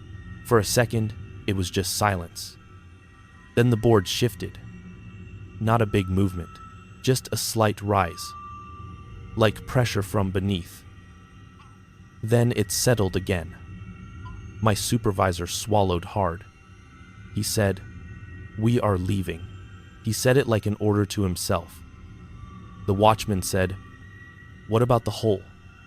My supervisor said, "We will deal with it in the morning with the police here." He turned and started walking away fast. I followed. That is the part that makes me feel stupid now. We should have run, but we walked, trying to look normal. Like if we kept it calm, it would stay calm. As we walked, I heard dragging again, not under the boards now, but behind us on the path. I stopped and turned. My flashlight beam hit the gravel and the stones, and the base of headstones. Nothing else. The dragging continued, closer, and then it stopped right when I stopped breathing. Then we reached the shed area, and my supervisor said, "Lock the gate to the older section. There is a small inner gate there. Not the main entrance, just a chain across a path with a padlock." The watchman handed me the key ring because his hands were shaking. I took the keys, and I remember thinking how stupid it was that my hands were steadier than his. Like my body had decided it was not allowed to panic yet. I unlocked the padlock. The chain fell loose. I wrapped it around the post and pulled it tight and clicked the lock shut. The sound was too loud. The watchman said, "Thank you." My supervisor said, "Get in your vehicles, wait for the police." We stood by our trucks with our lights off because my supervisor said we did not want to draw attention. It felt like an hour, but it was probably 15 minutes. The police car finally rolled in slow, lights off. The other looked annoyed. My supervisor explained, quick and quiet. He pointed toward the older section. The officers walked with us, flashlights swinging. When we reached the inner gate, it was open. Dude, it was open. The chain was hanging down. The padlock was on the ground, still closed. The lock was not broken. It was closed. It was just not on the chain anymore. I stared at it, like my eyes would fix it. The officer picked it up and tested it, and it clicked like normal. He looked at my supervisor and said, "So someone took it off." My supervisor said, "It was locked." I said, "I locked it." I said it too fast. The officer raised an eyebrow and said, "Maybe you did not." I wanted to grab his uniform and scream. I did lock it. I felt the metal. I heard the click. I am telling you. The watchman said, "He locked it, I saw him." The officer shrugged like he did not care. He said, "Okay, we will check the area." They walked past the open chain and toward the boards. We followed at a distance. The cemetery felt even quieter with them there, like it was waiting. We reached the boards. They were flat again, in place. No lifted corner. The officers shined their lights, and one of them said, "Looks fine." My supervisor said, "Listen, we heard dragging and tapping." The officer said, "Could be raccoons." My supervisor said, "Under boards." The officer said, "Raccoons can get anywhere." Then the other officer said, "What is that?" He aimed his light at the ground. There were nails, coffin nails, on the gravel path, not down in the hole, on the path, in a neat line, spaced out like footsteps, leading away from the boards and toward the older row markers. The officer bent down and picked one up with his gloved hand. My supervisor looked like he was going to be sick. He said, "Those were in the hole earlier. We moved them to a tarp." The officer said, "Okay, so someone is messing with you." He sounded more interested now. The nails continued in that line, and the gravel between them had faint grooves, like something had been dragged, not heavy enough to carve deep, but enough to shift stones. The watchman whispered. That is what I heard. The officer said, we will follow it. My supervisor said, no, we should not. The officer laughed, like it was a joke. He said, it is a cemetery. Man, what is going to happen? He said, man. That word, man, stuck in my head because it sounded so casual, like we were not standing in a place where the ground had already shown us it could lie. We followed the nails. The line led between headstones, deeper into the old section where the stones lean and the names blur. My throat started to hurt, like the air was dry even though it was damp. What is the big deal? It is just a date. My coworker was not there, but I heard his voice in my head saying, next week. I stepped closer and looked. The date was different now. It was normal. It was old. It belonged. I blinked hard. The officer said, see, nothing. I wanted to tell him it changed. I wanted to tell him it was not like that earlier. But how do you say that without sounding like you are losing it? My supervisor said, we need to stop. The officer said, we are almost to the end of the line. The nails ended at a tree. Not a big tree, just a twisted old one with low branches. There was no hole there, no obvious disturbance, just damp grass and fallen leaves. The officer said, looks like someone dropped a box of nails. He laughed. Then he stopped laughing because the tapping started again. Tap, tap, tap. It was coming from the ground near the tree. The officer looked around and said, okay, who is doing that? The other officer shined his light down and said, there is a plaque here, a small metal plaque flush with the ground, like a memorial marker. I had never seen it before. That does not mean it was not there. But I work there. I know the grounds, and I did not remember a plaque at that tree. No, wait. It was not my name exactly. It was close enough that my brain stumbled. Same first name, different last name. I am not saying it. I am not putting it out loud. The officer read it and said, huh, that is weird. And then he read the date. It was the same wrong date that had been on the stone earlier. The future one. My supervisor whispered. No. The tapping turned into scraping, and the ground under the plaque bulged slightly, like pressure from beneath. The officer stood up fast. He said, okay, that is enough. He stepped back. The other officer stepped back. The watchman stepped back. I could not move. I stared at the plaque, and my flashlight beam shook. The penny smell hit me hard, like a taste. The scraping got louder, right under the plaque, and then the plaque shifted. It lifted at one corner, as if something pushed it up from below. Then it snapped back down. The officer said, did you see that? My supervisor said, yes. The watchman made a sound like a whimper, but he tried to swallow it. The officer said, we are leaving. He said it like my supervisor did, like an order to the world. We turned and walked back fast, not running, but close. The nails on the path looked different now. Some of them had moved. I know that sounds impossible, but they were no longer in a neat line. They were scattered like earlier, like someone kicked them. One nail stood upright in the gravel like it had been planted. The officer stopped and tried to pull it out. He tugged, and it did not budge. He looked at his hand like he did not trust it. Then he yanked harder, and the nail came free with a pop, and the gravel under it was black, darker than everything else, like soaked with something old. The officer threw the nail away like it burned him. He said, we are done. We got back to the main gate area. The officers told us to keep the older section closed until morning, and they would come back with someone from the city. Maybe. They said maybe. They did not sound sure.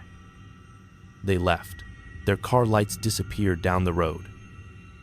I want that hole filled first thing. He said it like if we cover it, it stops. The watchman said, What if it is a sinkhole? My supervisor said, I do not care. I want it filled. Then he looked at me and his eyes were shiny like he had tears, but he did not let them fall. He said, do not tell anyone about the plaque. Do you hear me? I nodded because my throat would not let me speak. He said, go home. I went home. I did not sleep. I sat in my kitchen with the light on and listened for any sound outside. I got in my car and drove back because my supervisor texted, be there early. The sky was still dark but turning gray. The cemetery looked harmless again in that weak light.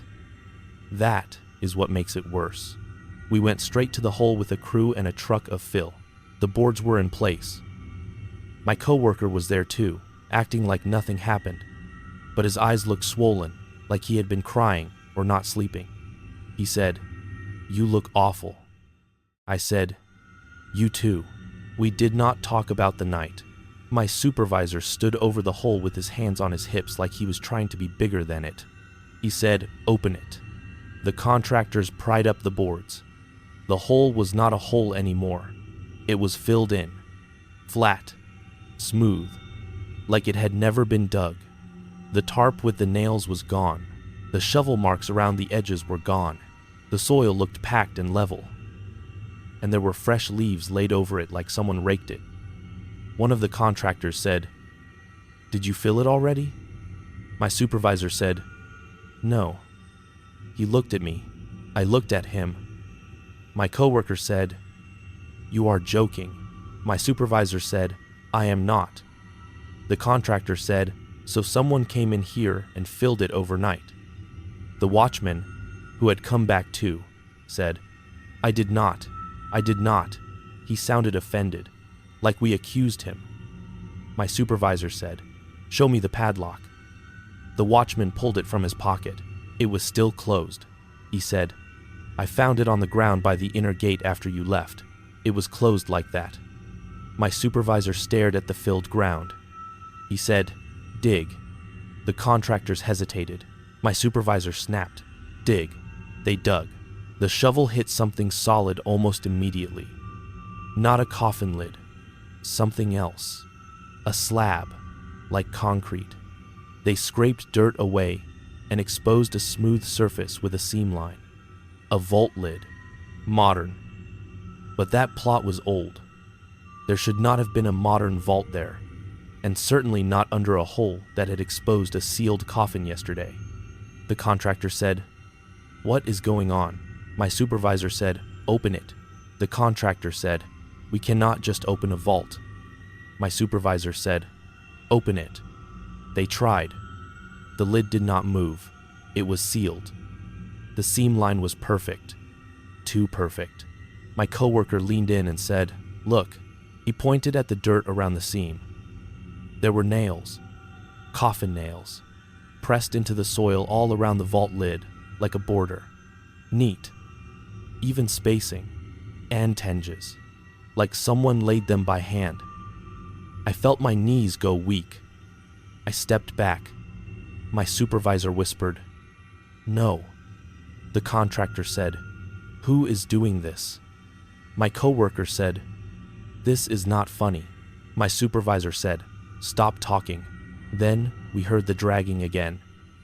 Not from under the lid, from behind us, along the gravel path. We all turned. The path was empty, but the gravel was shifting in a line, like something was moving just under the surface.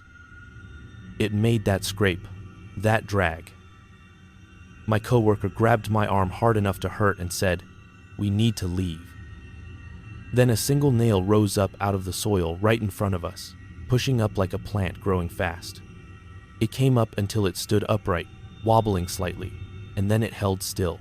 The air smelled like pennies so strong it made my eyes water. My supervisor finally moved. He stepped back and said, everybody out. He did not shout. He just said it, and everyone obeyed. We walked away from that section. Faster and faster, until we were back near the shed. My supervisor told the contractors to pack up. He told them, job is paused. He told my coworker and me, "Go home." He told the watchman, "Lock everything." And then he said, "And do not come back tonight." The watchman said, "What?" My supervisor said, "Do not come back tonight. I will handle it." The watchman looked scared and relieved at the same time. I drove home again. I should have stayed home. I should have never gone back. But around 9:03 that night, my phone rang again. It was not my supervisor. It was the watchman. His voice was shaking. He said, "I am not there." I listened. I did what he said. "I am at my sister's place," he said, "but my cameras are sending alerts." I said, "What kind of alerts?" He said, "Motion in the older section." I said, "Do not go." He said, "I am calling you because your boss is not answering, and I do not know who else to call and the police will laugh." He paused, and then he said, "There are lights moving between the stones. Not flashlight beams. Not car headlights. Lights like little points. Low to the ground. Moving slow. Stopping. Starting." He said, "And the dragging sound is on the audio feed." I said, "Send me the video." He said, "I cannot. The system is old. I can only describe it." I said, "Call the police anyway." He said, "I did." He said, "They said they will swing by." He sounded like he knew they would not. Then he said, "Listen, I saw something on one camera." I said, "What?" He said, "There is a line of nails again, on the path, and they are moving." He said it fast, like if he said it too slow it would become real. I said, "Nails cannot move." He said, "I am telling you, they shift, like a stop-motion thing, like someone picks them up between frames, but there is nobody there." He said, "And the line leads to the main gate." I felt my stomach flip. I looked at my front door like someone could be standing behind it. I said, "Are you sure it leads to the main gate?" He said, "Yes." He said, "And the gate chain is moving." I said, "Stop." I said, "Stop talking." I could not handle it. I sat on my couch with my phone pressed to my ear and my heart pounding so loud I could barely hear him. He said, "It is like it wants out." That is what he said, like it wants out. I told him, "I am not going there." He said, "Do not." Then he said, "But your boss might." That hit me. My supervisor had said he would handle it. I sat there for a minute telling myself it is not my problem. It is not my job. It is not my life. Then I got up, grabbed my flashlight, grabbed my keys, and I drove back for the third time like an idiot. I do not know what was wrong with me. Maybe because I could not stand not knowing. Maybe because I felt like if I did not go, something worse would happen. The drive was foggy. Not thick fog, just low patches that made the road disappear in places. My headlights cut through it like knives. When I turned onto the cemetery road, my radio crackled, and then it went silent like someone turned the volume down. I tapped it. Nothing. I reached for my phone to check the time and the screen glitched, that bright crack line flaring like lightning. I pulled up to the main gate and my supervisor's truck was there, parked crooked like he stopped fast. The driver door was open. His headlights were on, shining into the cemetery, making the stones cast long black shapes across the grass. I parked behind him and my car idled rough, like it was struggling to stay alive. I got out. The air was cold enough to sting my nose. The penny's smell was so strong it made me nauseous. I called his name once. I will not say it here, because that feels like calling into a place that answers. I called out, "Hey." No response. I walked toward his truck. The open door creaked slightly in the breeze, even though there was still almost no wind. On the seat was his phone. screen lit, showing missed calls from me. That means he was there. He was there, and he left his phone. That is not like him. I turned my flashlight on and aimed it through the gate. The chain that usually sags across the entrance was hanging higher, like it had been lifted and hooked. The gate itself was not open. It was closed, but the latch looked wrong. The metal pieces were aligned like someone had shut it carefully. I swear to God, I stood there for a full minute just staring at that line like my brain could refuse to see it if I waited long enough. Then I heard the dragging sound. It came from deeper in, along the path that runs beside the older section. Slow scrape. Stop. Slow scrape. Stop.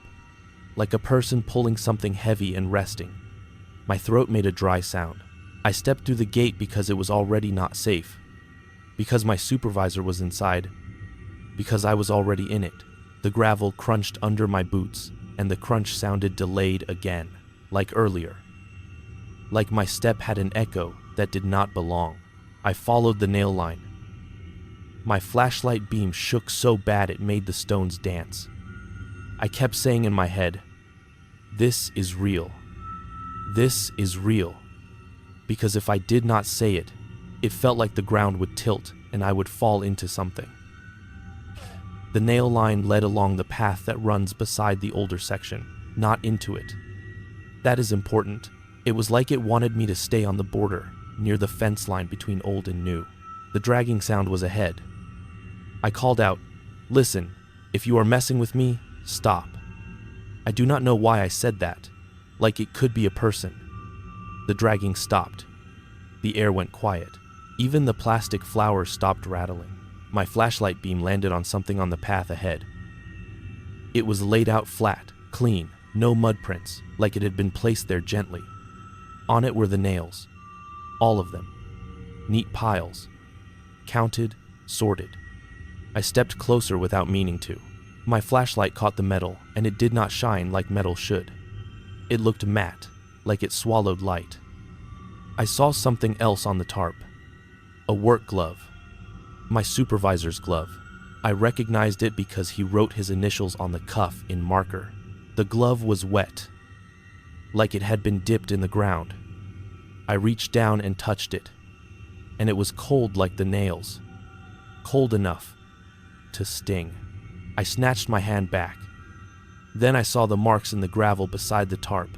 Those same scratch lines, like claw marks, but longer now, leading off the path toward the older section, toward where the hole had been. The dragging sound started again, not ahead now, but behind me, close. I spun around so fast my flashlight beam whipped across stones. Nothing, but the gravel under my feet shifted slightly, like something moved under it. I heard tapping. Tap, tap, tap. Not from the ground this time, but from the fence to my left, the cemetery fence that runs along the road. Tap, tap, tap, like nails hitting metal. I aimed my flashlight at the fence and I saw nails stuck into it, threaded through the chain link like someone had woven them, pointing inward like teeth. They were not there when I came in. I would have seen them. I would have heard them. I took a step back and my heel hit something hard. I looked down. A nail stood upright in the gravel right behind my foot, as if placed to trip me. I almost fell. I caught myself on the fence and felt the cold metal through my glove. The tapping stopped. The dragging stopped. Silence poured in so heavy it felt like pressure on my ears. Then a voice spoke from the older section, from between the stones. It was my supervisor's voice. It said, "Over here." 2 words. Calm. Like he was calling me to look at something normal. My whole body went hot and cold at once. I said, "Where are you?"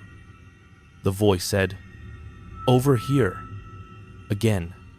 Same tone. Same 2 words. Like a recording. I took a step toward the older section and the gravel crunch delayed again. I said, "Wait. No, say something else. Say my name." The voice did not. It just said, "Over here."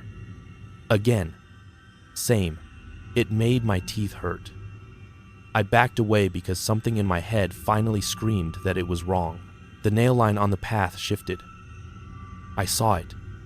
It shifted like a worm, like the nails rolled slightly, reorienting, pointing not into the cemetery now, but toward me.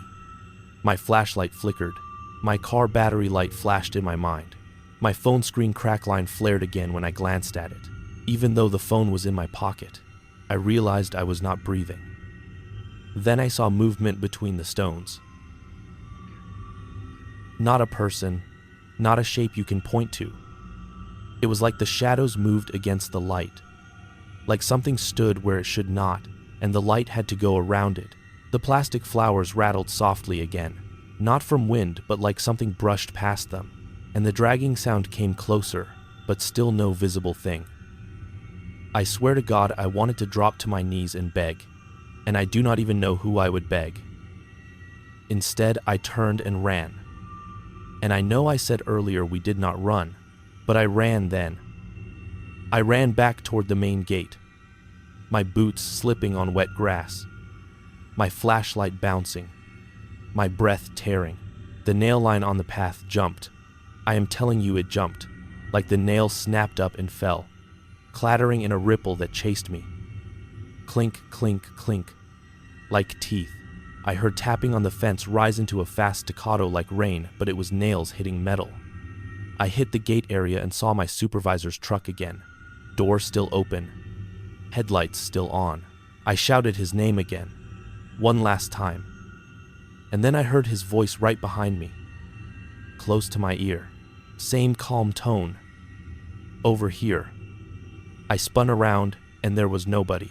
But my flashlight beam hit the gravel and there were two grooves.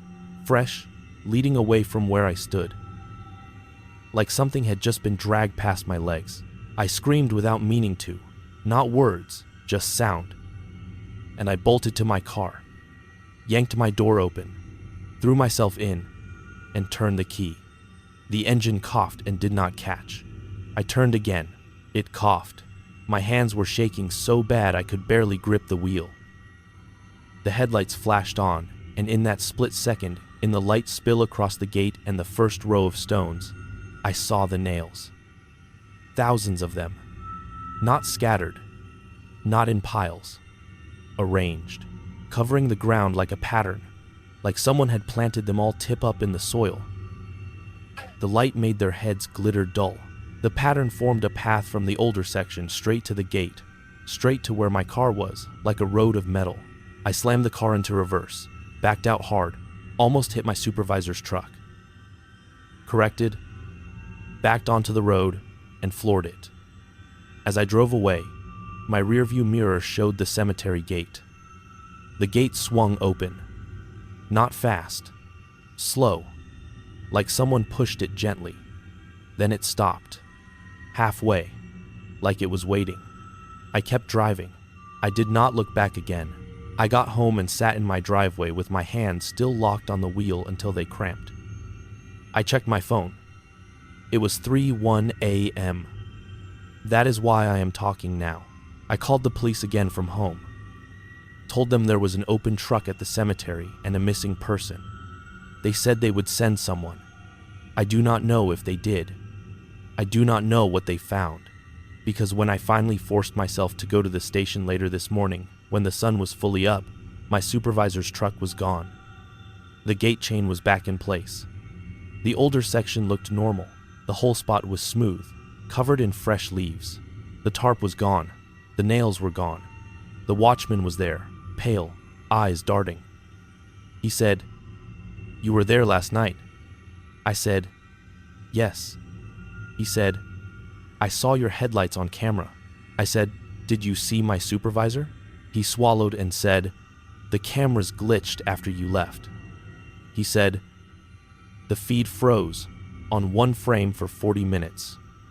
One frame, you understand. Like time stopped on the screen.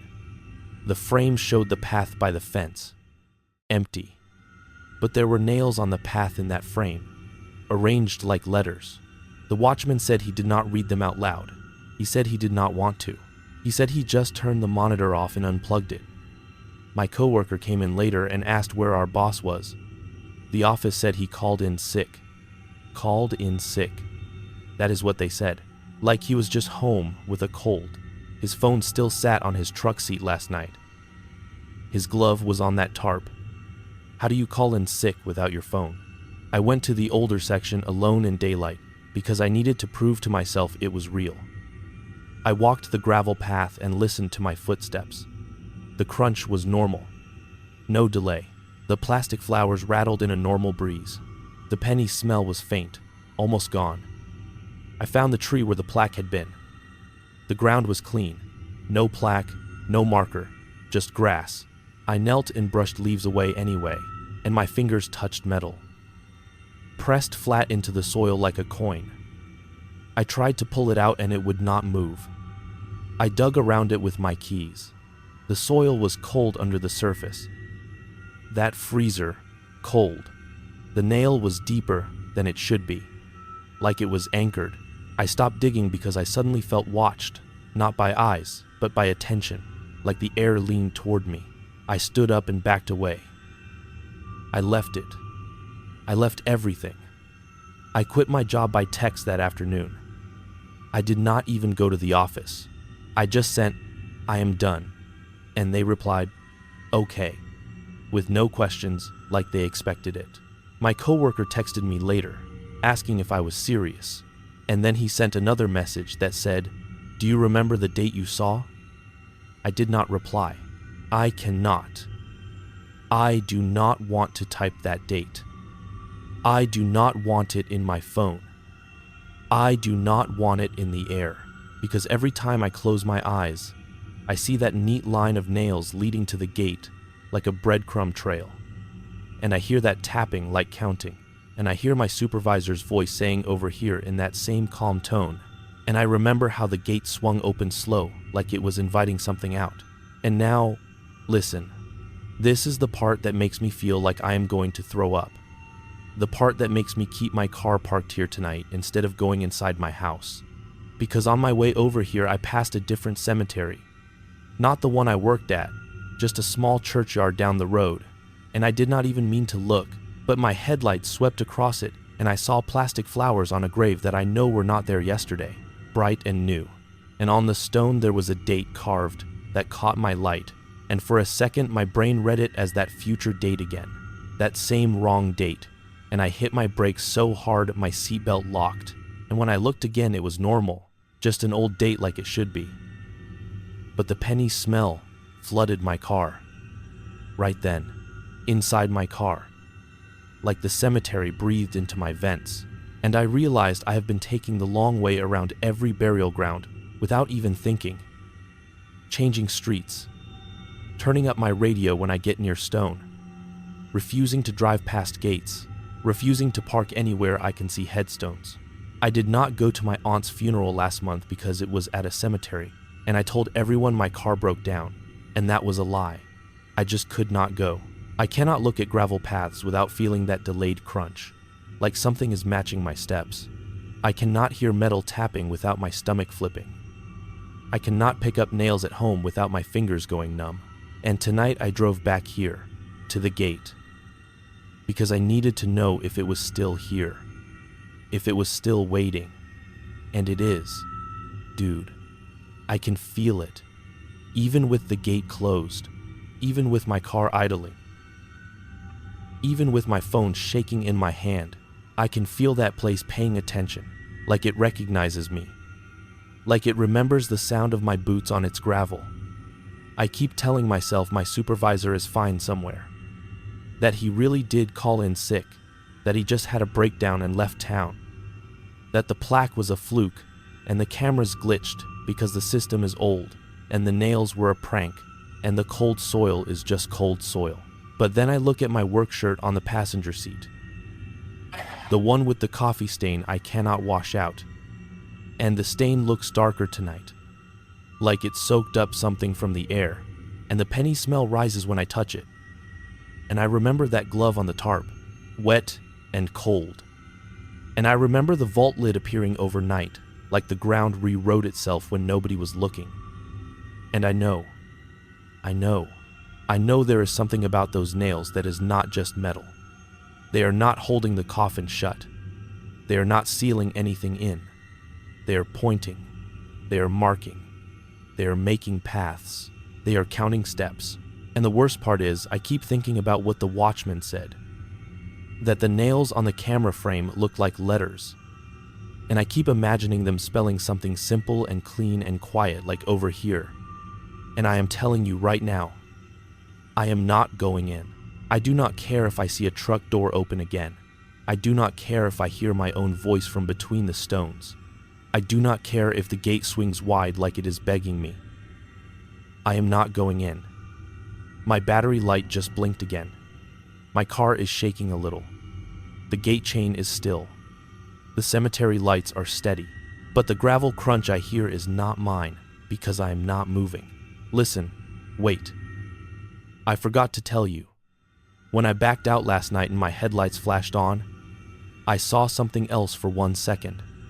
Not a figure, not a person, just a shape in the pattern of nails on the ground, like a long, low outline. Like something had been dragged on its belly and the nails stood around it like they had made room. That is why the grooves were there by my legs. That is why the dragging sounded like weight, without footsteps. And if my car dies right now, if the engine cuts and the lights go out, I swear to God I will sit here in the dark and I will not step out. I will not touch that gate. I will not walk on that gravel because I already know what happens when you follow the nails. You end up at a place that should not exist, a lid that was not there, a name that should not be yours, a date that has not happened yet, and a voice that sounds like someone you trust, telling you 2 calm words that make you step closer. I can hear tapping now, faint. Maybe it is just my engine. Maybe it is the plastic trim in my dash. Maybe it is my own teeth, but it sounds like metal on metal.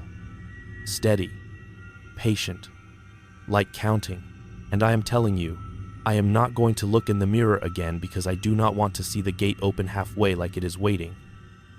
I do not want to see nails lined up behind my car like they found me. I do not want to see that pattern forming on the road like a message, because once you see it, you cannot unsee it. And once you know your path can be rewritten by something that moves when you do not watch it, you start doubting every street. Every shortcut, every fence line, every place where the dead are packed under the ground and the soil is cold enough to sting, and you start living like every cemetery you pass is listening for the crunch of your steps so it can match them and then lead you back in, 1 nail at a time. My name's Caleb Morrow. I'm from the back end of Barren Ridge, Missouri, and I work as a field security installer. Listen, I know how that sounds, like I'm dressing it up, but it's just cameras and gate alarms, and whatever a town can afford when people keep messing with stuff they shouldn't. I'm sitting here right now at 3 a.m., parked by a cemetery gate that has a chain on it, and my car keeps doing that weak little cough. When I turn the key like it's deciding if it wants to help me or leave me out here, and my phone screen is cracked so bad I have to tilt it to even see what I'm recording. And I'm talking low because I swear to God I keep thinking there's someone standing just out of the headlight spill. I'm telling you, I didn't make this up. I didn't go looking for it. It started normal. So normal it makes me sick to think about it. That morning I ate the same thing I always do when I've got a long day. A fried egg on white bread with cheap hot sauce. And I drank coffee that tasted like burned plastic because I let the pot sit too long, and I put on my work shirt that's supposed to be bright orange so cars see you on the shoulder, but mine has this dull brown stain on the pocket that never comes out no matter what I do. I remember looking at it in the bathroom mirror and thinking I should just buy a new one. And then I thought about rent, and I didn't. I grabbed my tool bag, my camera kit, a box of cable ties, and a thermos that leaks around the lid. And I checked my phone in the driveway before I left because I had a voicemail from the town clerk.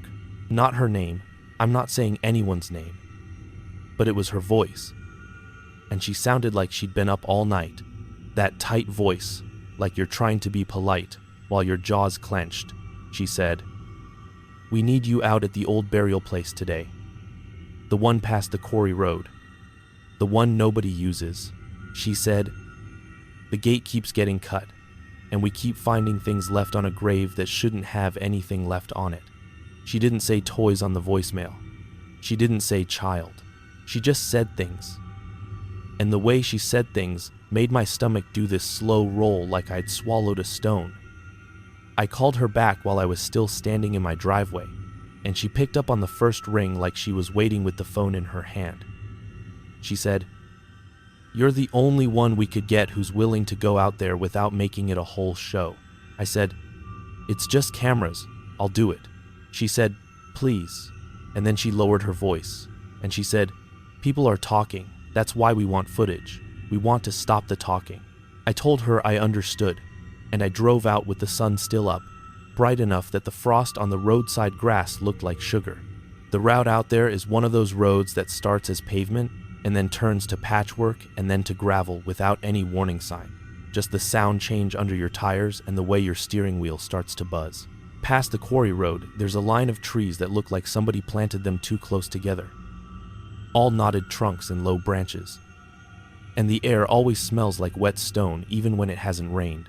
I remember my hands on the wheel, my work shirt sticking a little to my back, because the heater in my car runs hot on one side and cold on the other. And I remember thinking about lunch, and I remember thinking about how I needed a new battery, and I remember thinking about nothing else because that's what a normal day feels like. Then I saw the cemetery sign. It wasn't like a proper sign with a name and hours. It was just a piece of wood nailed to two posts, gray from age, and there were no words left on it, just the scars where letters used to be. Behind it, the ground rose into a small hill, and the trees crowded it so tight you couldn't see the sky in there. Just this green and black mesh of branches. The gate was there too, set into a sagging fence.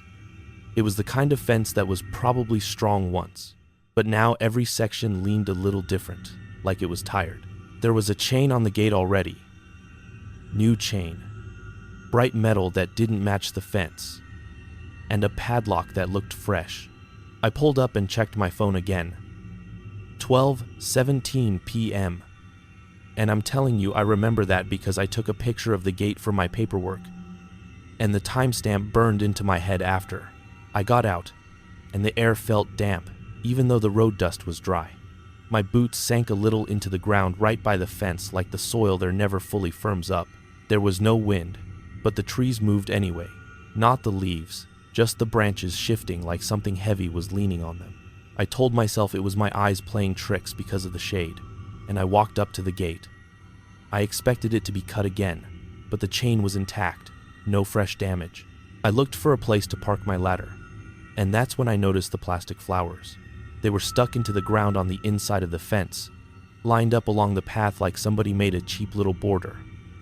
Bright colors, red and blue and yellow, too clean for how old everything else looked. And they didn't move. There was a whisper of air. I felt it on my face, but those flowers didn't tremble.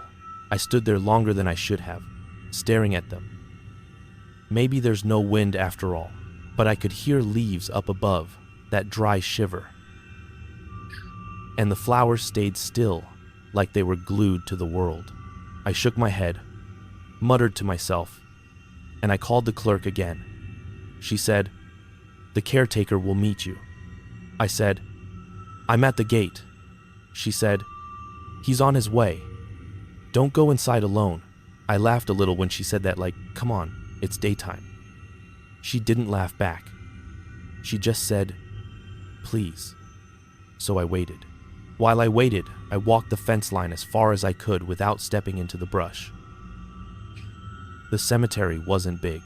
It was one of those old plots where families used to bury their own on a hill, and then people forgot about it when the town expanded the newer cemetery closer in. The stones I could see through the fence were tilted and half swallowed by moss. But deeper in, set in a clearing.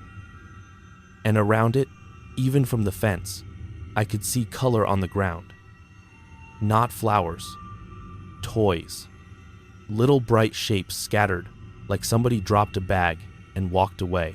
I felt this pinch behind my ribs when I saw that. Not fear exactly. More like that awful feeling you get when you realize you're looking at something private you weren't supposed to see. I turned away from it fast, like it could accuse me of staring. The caretaker showed up in a beat-up truck that rattled like it was held together with wire. He was older, shoulders rounded, and he had dirt under his nails like he'd been digging. He kept his eyes on the gate while he walked up, not on me. He said, "You the camera guy?" I said, "Yeah." He didn't offer a hand. He just nodded at the chain and said, "That lock's mine." I said, "Has it been cut since you put it on?" He said, "No." Then he looked at me like he was checking if I was going to call him a liar. He took a breath through his nose and said, he pulled out a key, unlocked the padlock, and the chain fell heavy and cold against the gate. The sound of it hitting metal made the birds go quiet. Not fly away, not scatter, just quiet like somebody turned a knob down. The caretaker pushed the gate open, and I stepped inside. The ground inside felt different. I know that sounds like a dumb thing to say, but it did. Outside the fence, the soil was packed by road dust and tires and people walking past. Inside, it was soft and damp, and every step made this quiet, wet crunch, like stepping on old leaves even though there weren't many leaves on the path. The air smelled like whetstone and cut grass, but there wasn't any fresh cut. It was a stale cut grass smell, like it had been cut weeks ago, and the scent never left. The caretaker walked ahead of me without looking back, and I followed with my ladder and my bag and my kit. I kept my eyes on the path, because the stones leaned in close, and some of them had sharp, broken corners. We passed a tree with bark peeled off on one side like it had been scraped. The caretaker said, "Don't touch anything in here that you don't have to." I said, "I'm not here to touch graves." He said, "I know." Then he stopped and pointed with his chin at the clearing. "That's the one. The child marker." The toys were there, all over, but not like a messy pile. They were arranged. Little cars in a line facing the stone. Stuffed animals propped upright like they were sitting.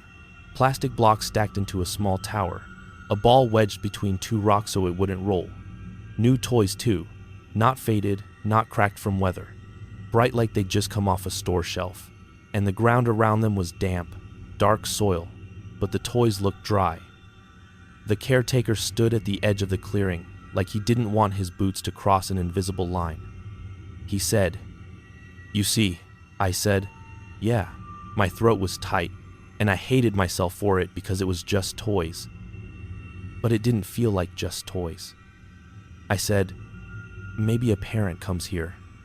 He shook his head once, slow. He said, "Gate stays locked."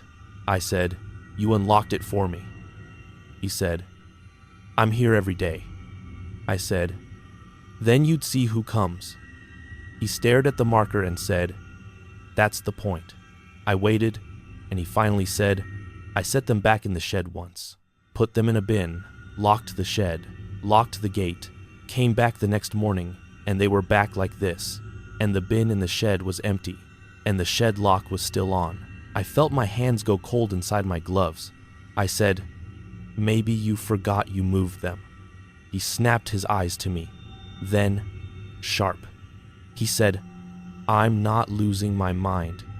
I didn't say anything after that. I didn't have anything that wouldn't sound like an insult. The clerk wanted footage, so I did my job. I walked the perimeter and picked spots for cameras. I chose 3, because that's what the budget covered. 1 on a tree facing the gate, 1 on another tree angled toward the clearing, and 1 mounted lower near the caretaker's shed that sat just inside the fence line. A small building with a metal door and a lock that looked new like the chain. I didn't go near the toys more than I had to. But the truth is my legs didn't want to move closer. I kept hearing the caretaker's words, "Gate stays locked," and I kept looking at the toys and thinking about how clean they were. And I kept picturing someone standing out there in the dark arranging them, and the picture in my head didn't include a face. It was just hands and the quiet crunch of gravel.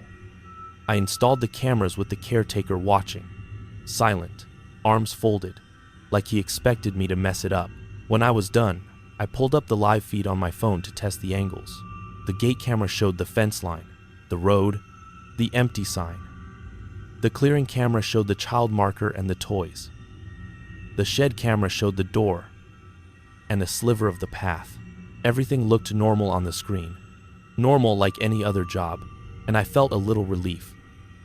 If someone comes in, we'll have them. The caretaker didn't nod. He didn't say good.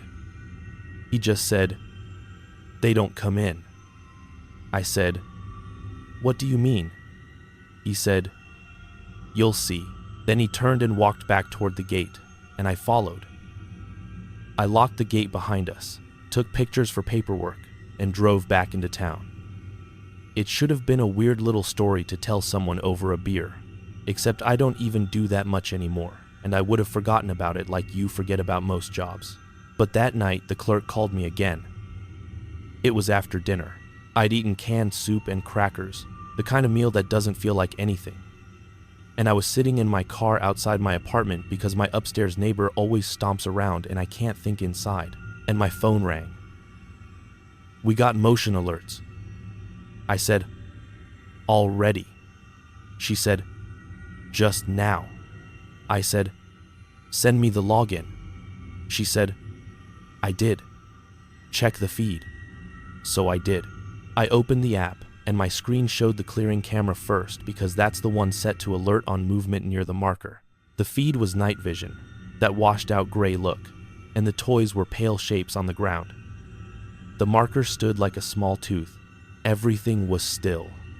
No person, no animal, nothing. I said, "I don't see anything." She said, "Look at the clip." So I pulled up the recorded clip. It was 30 seconds long. The first 10 seconds, nothing moved. Then, and I'm telling you exactly what it looked like, the toys were one way. Then the screen fuzzed for a split moment, like the camera auto-adjusted. And then there were more toys, not sliding in, not tossed, just there. Like the ground grew them. A stuffed animal that hadn't been there before sat propped against the marker. A little plastic truck appeared at the end of the line. A ball was suddenly wedged between rocks. No shadow crossing the frame. No figure. The toys didn't fall into place. They were just present between one frame and the next. I watched it again. Same thing. I zoomed in, pixel by pixel. And there was no person. The clerk's breathing was loud in my ear. She said, "You see now." I swallowed and said, "Could be a camera glitch." She said, "A glitch that adds toys." I said, "Could be someone crouched low." She said, "The toys rearranged too." I said, "The motion sensor might be picking up a raccoon." She said, "A raccoon does not stack blocks." She was right. In the clip, the blocks were stacked. A neat little tower that hadn't been there. I felt a heat flush up my neck. Like embarrassment, because my mouth kept trying to make it normal and my eyes kept failing. The clerk said, "The caretaker's going out there." I said, "At night." She said, "He insisted." I said, "Tell him to wait for daylight." She said, "He said daylight doesn't matter." Then she hung up. I sat in my car with my phone in my lap, staring at the paused frame of the child marker. The night vision made everything look dead. The trees were white skeletons. The ground was a flat gray sheet. The toys were bright on my mind, even though on the screen they were just pale lumps. I told myself I was going to bed. I told myself it wasn't my problem, beyond the equipment. I told myself I'd check in the morning. Then my phone pinged again, with another motion alert, and my stomach dropped like I'd missed a step on stairs. I opened the new clip. It was from the gate camera this time. The gate was closed and chained, and the road beyond was empty. The clip showed nothing for a few seconds. Then the chain moved. Not like it was cut. It lifted. The whole length of chain lifted away from the gate, like someone took it in both hands and raised it to look at it, but there were no hands. hung in the air for a heartbeat, and then dropped back with a heavy clank that made the camera shake. The clip ended right after. I stared at it until my eyes watered. I replayed it. I leaned closer to the phone. I held my breath. No person. No shadow. No animal. Just the chain doing what chain cannot do. I felt my mouth go dry. I said out loud, alone in my car, "No." Then I laughed.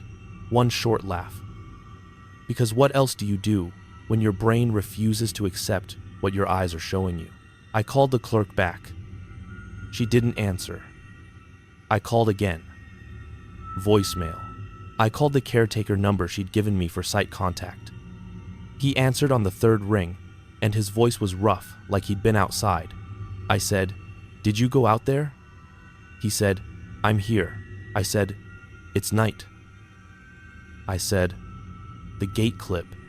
The chain moved." He said, "It does that."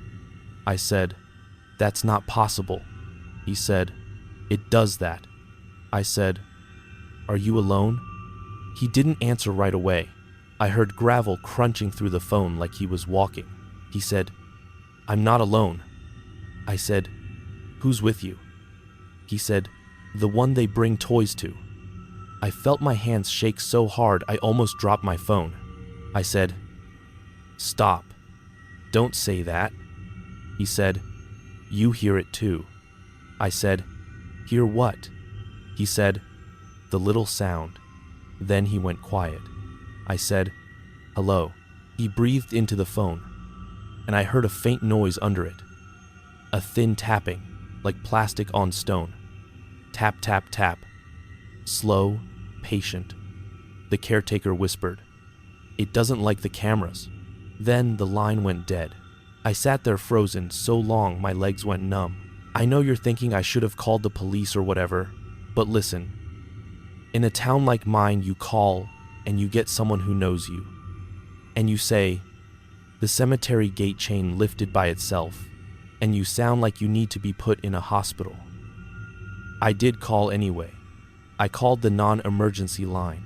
A deputy answered, and I told him there were camera alerts at the old burial place, and the caretaker was out there, and his line went dead. I did not say the chain lifted. I said there might be vandals. The deputy said he'd check, and his voice had that bored tone like he was already annoyed. I sat in my car until my phone battery warning popped up, and then I went inside and lay on my bed fully dressed because I didn't want to take my work shirt off for some reason. Like if I stayed in uniform, I was still on the clock and the world had rules. I didn't sleep. I kept seeing that clip in my head, the chain rising like a puppet string. Around 5 a.m., I got a text from the clerk. Just 2 words. I stared at it, and the relief I should have felt didn't come. All I felt was anger, like my body wanted to shout at someone for making me see something my brain couldn't file. I replied, "What happened?" She replied, "He won't say. He just said to tell you to come tomorrow." I didn't want to. Dude, I did not want to. I sat there, in my kitchen, when the sun came up, eating dry cereal because I forgot to buy milk, and my hands were still shaking, and I kept telling myself it was a camera malfunction, a weird compression artifact, a wind gust, anything. But the sound on that phone call, that tapping, I drove out there, and the closer I got, the more my stomach tightened. When I pulled up, the gate chain was still intact, padlock still on. No signs of anyone cutting it. The caretaker truck was parked crooked by the sign. He was sitting on the tailgate smoking, but he didn't look relaxed. His eyes were red like he hadn't slept. I walked up and said, "You okay?" He flicked ash into the dirt and said, "It showed you." I said, "Showed me what?" He stood, unlocked the gate, and I followed him in again. The toys were different. More of them, and arranged in a new pattern, like a spiral around the child marker. There was a toy train track set up in a circle, but there was no train on it. There was a doll sitting with its back to the marker facing outward like it was watching the path. There was a plastic shovel stuck into the ground like a flag. The caretaker pointed at the toys and said, "I put them in the shed again last night." I said, "After the call." He said, "After the call." I said, "And they came back?" He nodded. I said, "Where were you when they came back?" He stared at the marker and said, "Standing right here." I said, "You saw it happen." His throat bobbed like he swallowed something sharp. He said, "I heard it first." I said, "Heard what?" He said, "The little dragging sound, like you're pulling a bag over gravel. And then the tapping. And then the toys were there. And it was like the air got heavy, like it was pressing on my ears." I said, "Did you see anyone?" He shook his head and his lips tightened, and he said, "I saw the space where someone should have been." That sentence hit me harder than if he'd said he saw a person. Because if he saw a person, it's a person. But what do you do with space? I looked at the marker again. It was small, rounded top, and the letters on it were shallow, like they were carved by someone not used to carving. I wasn't going to read it. I didn't want to, but my eyes did anyway. There was a name. Not a real name like a full first and last. Just a short nickname. And under it, a date. The date looked wrong.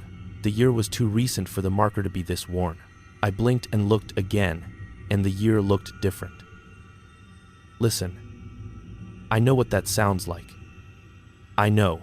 I stared hard, trying to fix it in my mind, and I felt this panic rise because my brain couldn't decide what it was seeing. The caretaker said, "Don't do that." I said, "Do what?" He said, "Don't read it like you're trying to remember it." I said, "Why?" He said, "Because it remembers you back." I stepped away from the clearing so fast my heel caught on a root and I almost fell. I laughed again, that stupid little laugh, and I said, okay, so what do you want from me?" He said, "Move the cameras." I said, "Why?" He said, "It knows where they are." I said, "It shouldn't."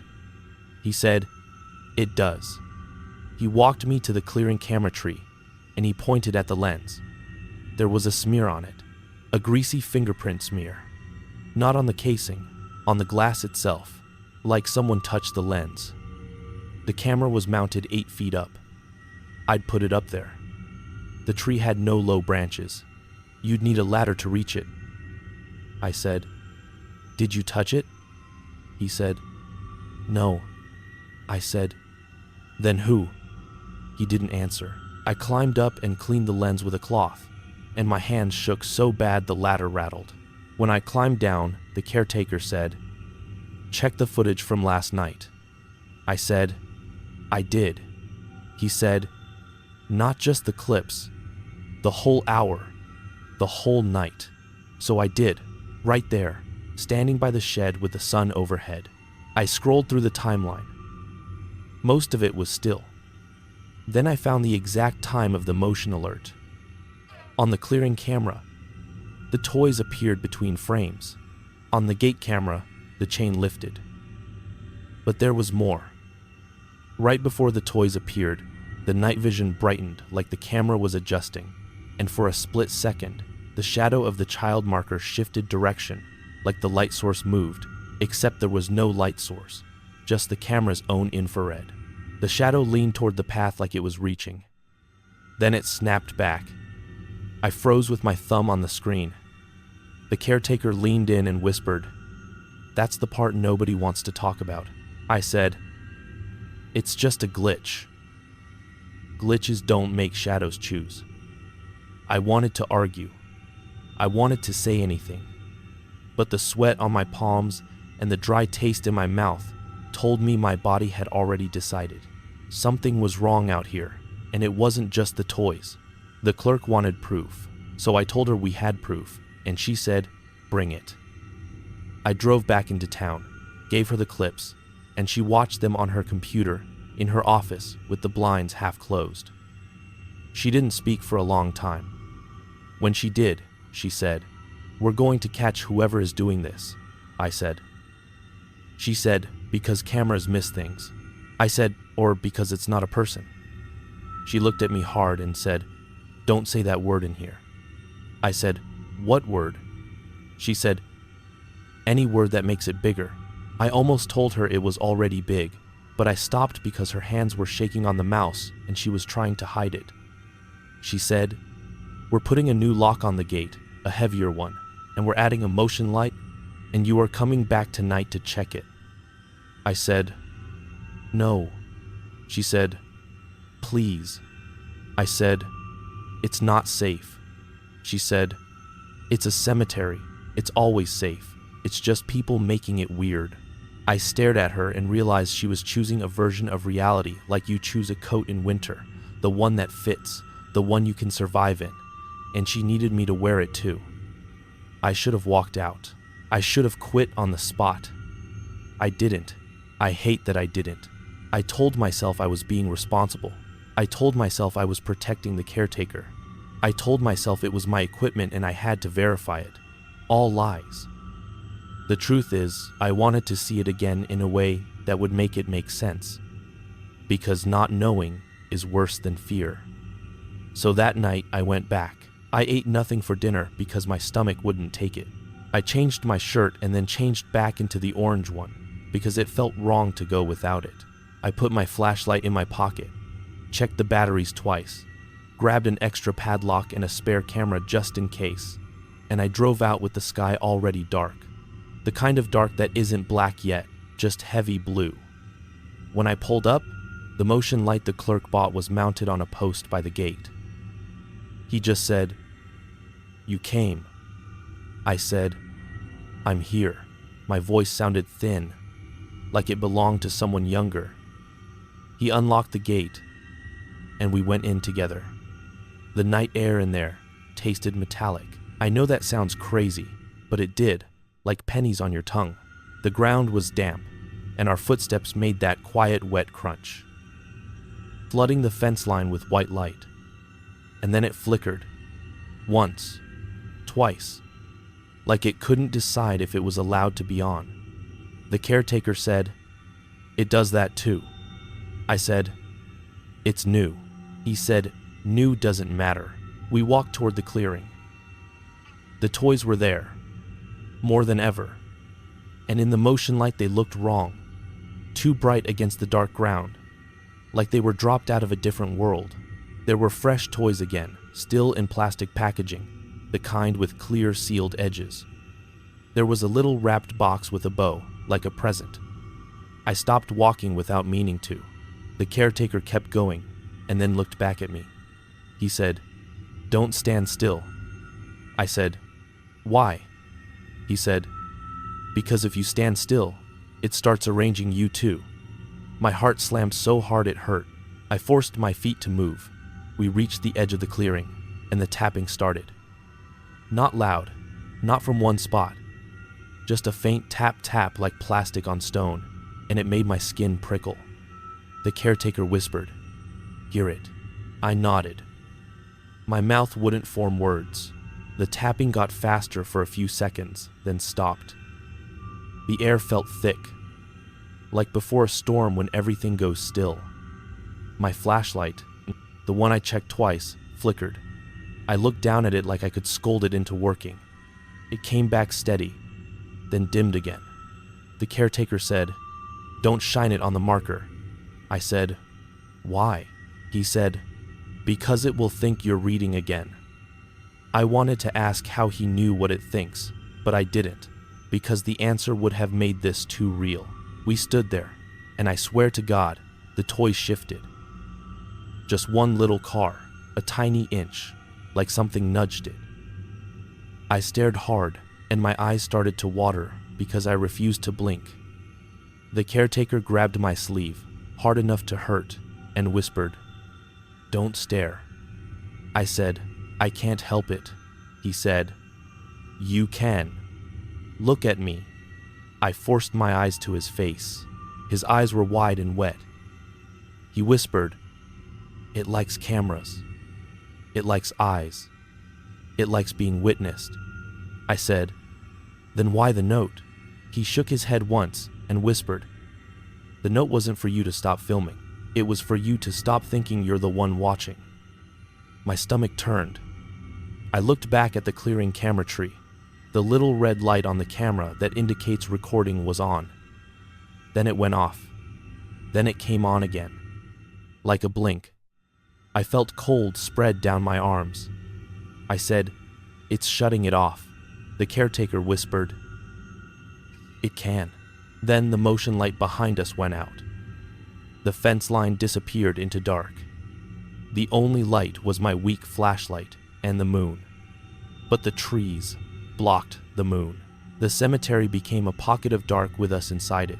The tapping started again, closer, and I couldn't tell where. I pulled it out with shaking fingers and opened the live feed. The clearing camera feed was black. Not night vision, black. Dead black. The gate camera feed was frozen. The shed camera feed was live, and it showed the shed door in gray night vision. And in the corner of the frame, you could see the edge of the clearing, and you could see the toys, and you could see something else that made my throat close. There was a handprint on the shed door. Not on the outside, on the inside of the door window glass, like someone pressed a hand from inside the shed against the glass. The shed was locked. The caretaker had the only key. I turned my phone toward him. He looked, and his face drained of color. He whispered, it went in there. I whispered back, how? He shook his head. And then his mouth moved like he was trying to form a prayer. But no sound came. The tapping stopped. Silence poured over the clearing like water. In that silence, I heard a different sound. A soft scrape, like plastic dragging over gravel. It came from the direction of the toys. I didn't want to look. I did anyway. One of the packaged toys, still sealed, was moving, not rolling, sliding across the damp ground toward us. Slow, steady, like it was being pulled by an invisible string. It stopped at the edge of the path, right where our boots were. Then, right on top of it, like a magician trick, there was a piece of paper. 1 second it wasn't there. The next it was, flat on the plastic packaging. The caretaker whispered, don't pick it up. I didn't listen. I don't know why. Maybe because a note is something human. A note is something you can hold. I stepped forward, crouched, and picked it up. The paper was dry. It was folded in half. I unfolded it with my hands shaking, and the flashlight beam fell on the words. You already have enough. You already looked. Now it looks back. I felt my vision go narrow. I stood up too fast and almost fell. The caretaker whispered, give it back. I said, how? He said, put it down. I bent and placed the note back on the toy, and when my fingers let go, the paper lifted slightly like a breath caught under it, then flattened. The packaged toy slid backward, away from us, slow, like it was being reeled back in. It stopped near the marker. The tapping started again, softer, almost satisfied. My phone vibrated again. Another alert. I looked at the screen without wanting to.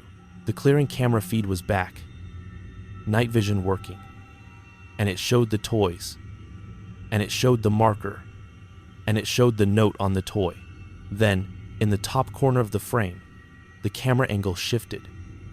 Not a little jiggle like wind, a deliberate tilt downward, like someone put a hand on the camera and pushed it. The image dipped, then steadied. The lens caught a flash of something pale right up close, like skin, and then the camera returned to the original angle. The caretaker made a sound in his throat like he was choking. I whispered, someone touched it. He whispered, not someone. Then my phone buzzed again, and this one wasn't a motion alert. It was a message. No caller ID, just a message notification inside the camera app, which shouldn't even have messaging. It was a line of text overlaying the feed. It said, no more. My hands went numb. I stared at the words until they blurred. The caretaker grabbed my arm and pulled me backward. He said, "We leave." We moved fast. Boots slipping on damp ground. Tools banging against my leg. My breath loud in my ears. The path felt longer than it had in daylight, like it stretched. I kept thinking, we are walking in circles. We are walking in circles. And I couldn't prove it because every stone looked the same in the dark. The caretaker kept muttering, "Don't stop, don't stop," like he was talking to himself. Then the motion light by the gate snapped on again, flooding the entrance with white. The gate was there. The chain was there. But the gate was open, wide open. The padlock still hung on the chain, closed. The chain was looped, padlock shut, but somehow it was not securing the gate. I stared at it and felt my stomach drop. The caretaker whispered, "That's what it does. It makes the rules look like rules until you touch them." He pushed me through the open gate like he was getting cattle out of a pen. I stumbled onto the gravel road, and my lungs filled with air that suddenly tasted normal. Behind us, the gate swung inward by itself, slow, like someone was closing it gently. The chain lifted. I saw it, man. I saw it with my own eyes this time, not on a screen. The chain rose up, slack hanging in the air, and the gate shut with a soft click. Then the chain dropped into place with a heavy clank, and the padlock was suddenly around the post the way it should have been, sealed. The caretaker and I stood there in the road staring at it. He whispered, "It wants you to feel stupid if you try to explain it." My mouth opened and no sound came out. My car was parked by the sign.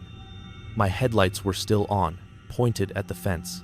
I fumbled my keys and got in, and my car hesitated when I turned the ignition.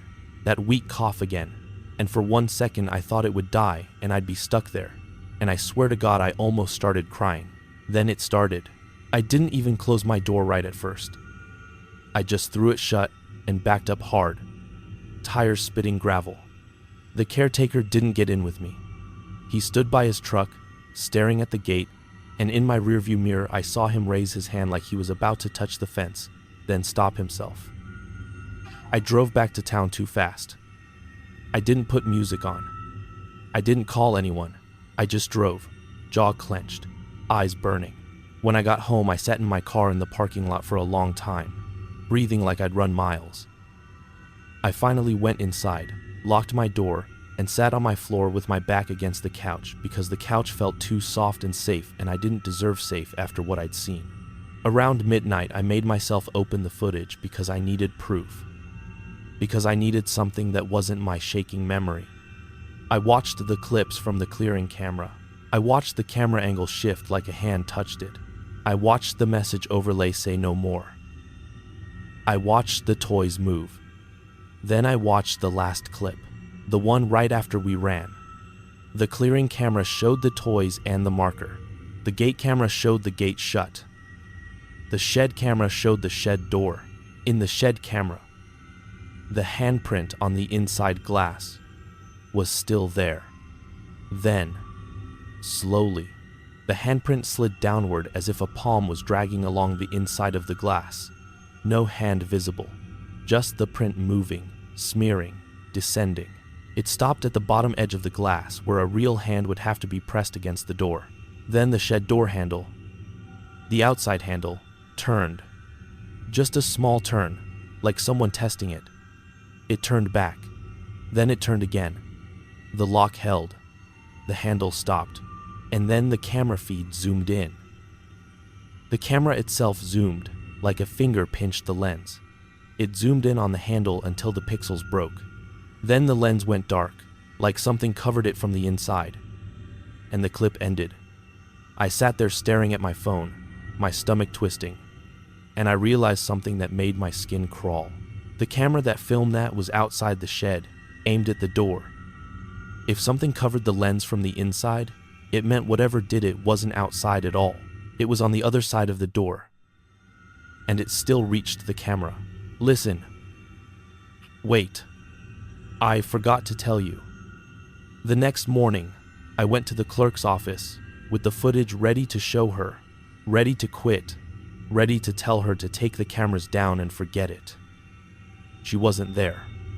Her office was locked. Another worker told me she called in sick and wouldn't be back. I asked about the caretaker. They said he hadn't been answering his phone. I drove out to the cemetery in daylight because I couldn't not, because my brain needed to see it in the sun to make it small again. The motion light was smashed, glass on the ground, but the housing was still mounted. Inside the fence, I could see the path. I could see the clearing if I leaned and squinted through the trees. I could see the child marker. I could see toys. And there were fresh toys again, bright as candy. There was also something else, right at the base of the fence near the gate. A small toy car, leaning against the metal, like it had been placed there on purpose. I stared at it and felt my throat tighten. I knew that toy car. Not from the cemetery, from my apartment. I have a little nephew who visits sometimes, and he left a toy car under my coffee table months ago, and I never threw it away. It just sat there because I'm lazy, and I stepped on it once, and it hurt, and I cursed in my head. And I remember picking it up and setting it on my windowsill. That exact car, the same color, the same little chip in the paint, was leaning against the cemetery fence. I did not unlock the gate. I did not touch the fence. I backed away until my heels hit my car bumper. I got in and drove away, shaking so bad I couldn't keep the speed steady. I went home, and the toy car was gone from my windowsill. I tore my apartment apart. I looked under the couch, under the bed, in drawers. Gone. I sat on my kitchen floor and stared at my hands, like maybe my hands did it without telling me. Then my phone buzzed with a final alert. The camera system, the whole system, had been wiped. No clips, no timeline. Like it had never recorded anything. I called the support line for the equipment, and the person on the other end went through the usual steps. Reset, reconnect, check signal, and then they said, "It's like the device never existed on the network." I said, "That's impossible. I installed it." They said, "Sir, are you sure you're looking at the right account?" I hung up. I drove to the clerk's office again the next day. She was still out. I asked around. People gave me looks like they didn't want to talk. Someone finally said, "They're taking the cameras down." I said, "Why?" They said, "Because people keep driving out there at night to see the toys, and it's becoming a problem." I said, "What about the caretaker?" They said, "He quit." I said, "Quit?" They said, "He said he can't do it anymore." I asked where he went. Nobody knew, or nobody wanted to say. I tried to go out there one more time a week later, like an idiot, in daylight, because I needed closure, because I wanted to believe if I stood at the gate and saw nothing wrong, then it would shrink back into a bad night. The sign was gone. The motion light post was gone. The fence line looked straighter, like someone repaired it. And the gate wasn't there at all. There was just a gap in the fence, neatly closed with new wire mesh, like the entrance never existed. I drove along the fence line looking for where the gate used to be, and I couldn't find it. I swear to God, I could not find the place I parked. The road looked the same, the trees looked the same, but the turnoff felt wrong, like the ground had been shifted. I sat there in my car with my hands on the wheel, heart pounding, and I realized I was doing exactly what the clerk said not to do. I was making it bigger by naming it. I was giving it shape by insisting it was real. And the worst part is, it didn't even need me to do that. It already had shape. It had toys. It had a marker. It had a place that could decide if it wanted to be found. I stopped going out to any cemetery jobs after that. I told my boss I'd take highway installs, store cameras, anything else. I make excuses now when family asks me to attend funerals. I say I'm sick. I say my car's acting up. I say I can't get off work. I don't drive past burial grounds anymore if I can help it. If I see headstones from the road, I turn the radio up and grip the wheel until my knuckles ache. I don't go down Quarry Road at all. I don't buy toys anymore, even for my nephew. I order gifts that don't rattle. If I walk through a store and pass the toy aisle and hear plastic click together, my stomach flips. And at night, sometimes, I wake up and I can hear that tapping in my head. Tap, tap, tap, like plastic on stone, slow and patient. Sometimes I'll check my phone because I feel it buzzing even when it's not, and I'll see nothing, no notifications, just my cracked screen reflecting my face, and I'll think about that message overlay that shouldn't exist. No more. And I'll realize I never actually stopped filming. I just stopped having footage. I still see it when I close my eyes. I still have it in my head. The toys appearing between frames, the chain lifting like it's weightless, the gate being open while locked, the handprint sliding down the inside of the shed glass like someone was trapped in there and had time to drag their palm slowly, and the toy car from my apartment leaning against the fence like a joke. Dude, I keep thinking, did it want the attention? Did it want to be witnessed? Did it want me to bring my eyes and my cameras so it could practice being real? And then I think about the child marker. And I think about how I tried to read the date and it changed. And I think about the way the caretaker said it remembers you back. And my skin goes cold because what if it wasn't a child at all? What if it was just a place that learned people come to mourn? And it learned gifts make people return. And it learned cameras make people watch. And it learned that if you leave something bright and new on a grave, someone will always come closer to look. I'm sitting here right now by a different cemetery gate. Not the same one. And that's the part that makes me sound insane. I know. Because why would I come to any cemetery after what I'm saying? I didn't mean to. I took a wrong turn coming home because I refused to take the road that passes the old burial hill. And my battery light came on, and I had to pull over somewhere safe, and the only place with a wide enough shoulder was here, by this gate, with these old leaning stones behind it and those plastic flowers jammed into the ground that don't move even when the wind touches my face. I'm staring at them while I talk. And I keep thinking about how the toys were always dry when the ground was wet. And I keep thinking about how the note paper was dry too. And I keep thinking about how you can't leave dry paper outside overnight in damp ground without it curling. Unless it wasn't outside overnight at all. Unless it arrived when it wanted, exactly when it wanted, like it was being placed from the other side of the moment. I don't know what I'm saying. Listen, I'm telling you the truth as straight as I can. I don't have answers. I don't have footage. I don't have anything I can show you that would make you believe me. And maybe that's the point. Maybe it doesn't want proof. Maybe it wants stories. The kind you tell at 3 a.m. with a dying car and a cracked phone. The kind that spreads without evidence. The kind that makes someone avoid a cemetery without knowing why. The kind that makes someone grip their steering wheel harder when they pass a fence line in the dark. Because that's what happened to me. I changed my routes. I changed my work. I changed the way I look at a simple locked gate. And I keep thinking about that spiral of toys around the marker. How they weren't random. How they were arranged like a pattern. And I keep wondering if it was counting. Not the toys, but the eyes that came to look. The eyes it caught, one by one. Wait, I forgot to tell you one more thing. The last thing. And then I'm going to stop. Because my phone battery is low, and I can't stay here. A few nights after the cameras were wiped, I found something on my front step when I got home from work. Just sitting there, clean, centered like a delivery. It was a small wrapped box with a bow, the same kind I saw in the clearing. No name, no tag. My hands shook so bad I almost left it there. I picked it up because I couldn't help it. Because curiosity is a sickness. And it was light, and it made no sound when I shook it gently. I carried it inside and set it on my kitchen table.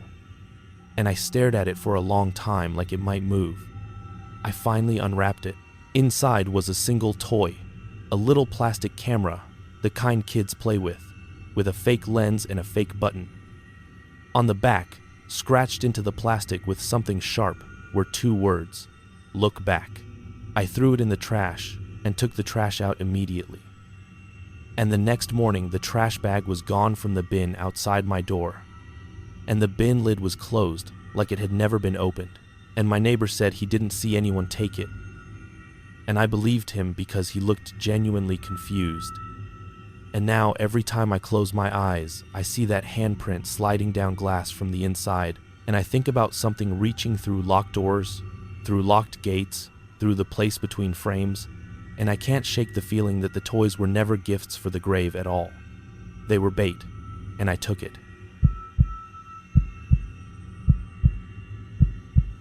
I found a grave under the church floor.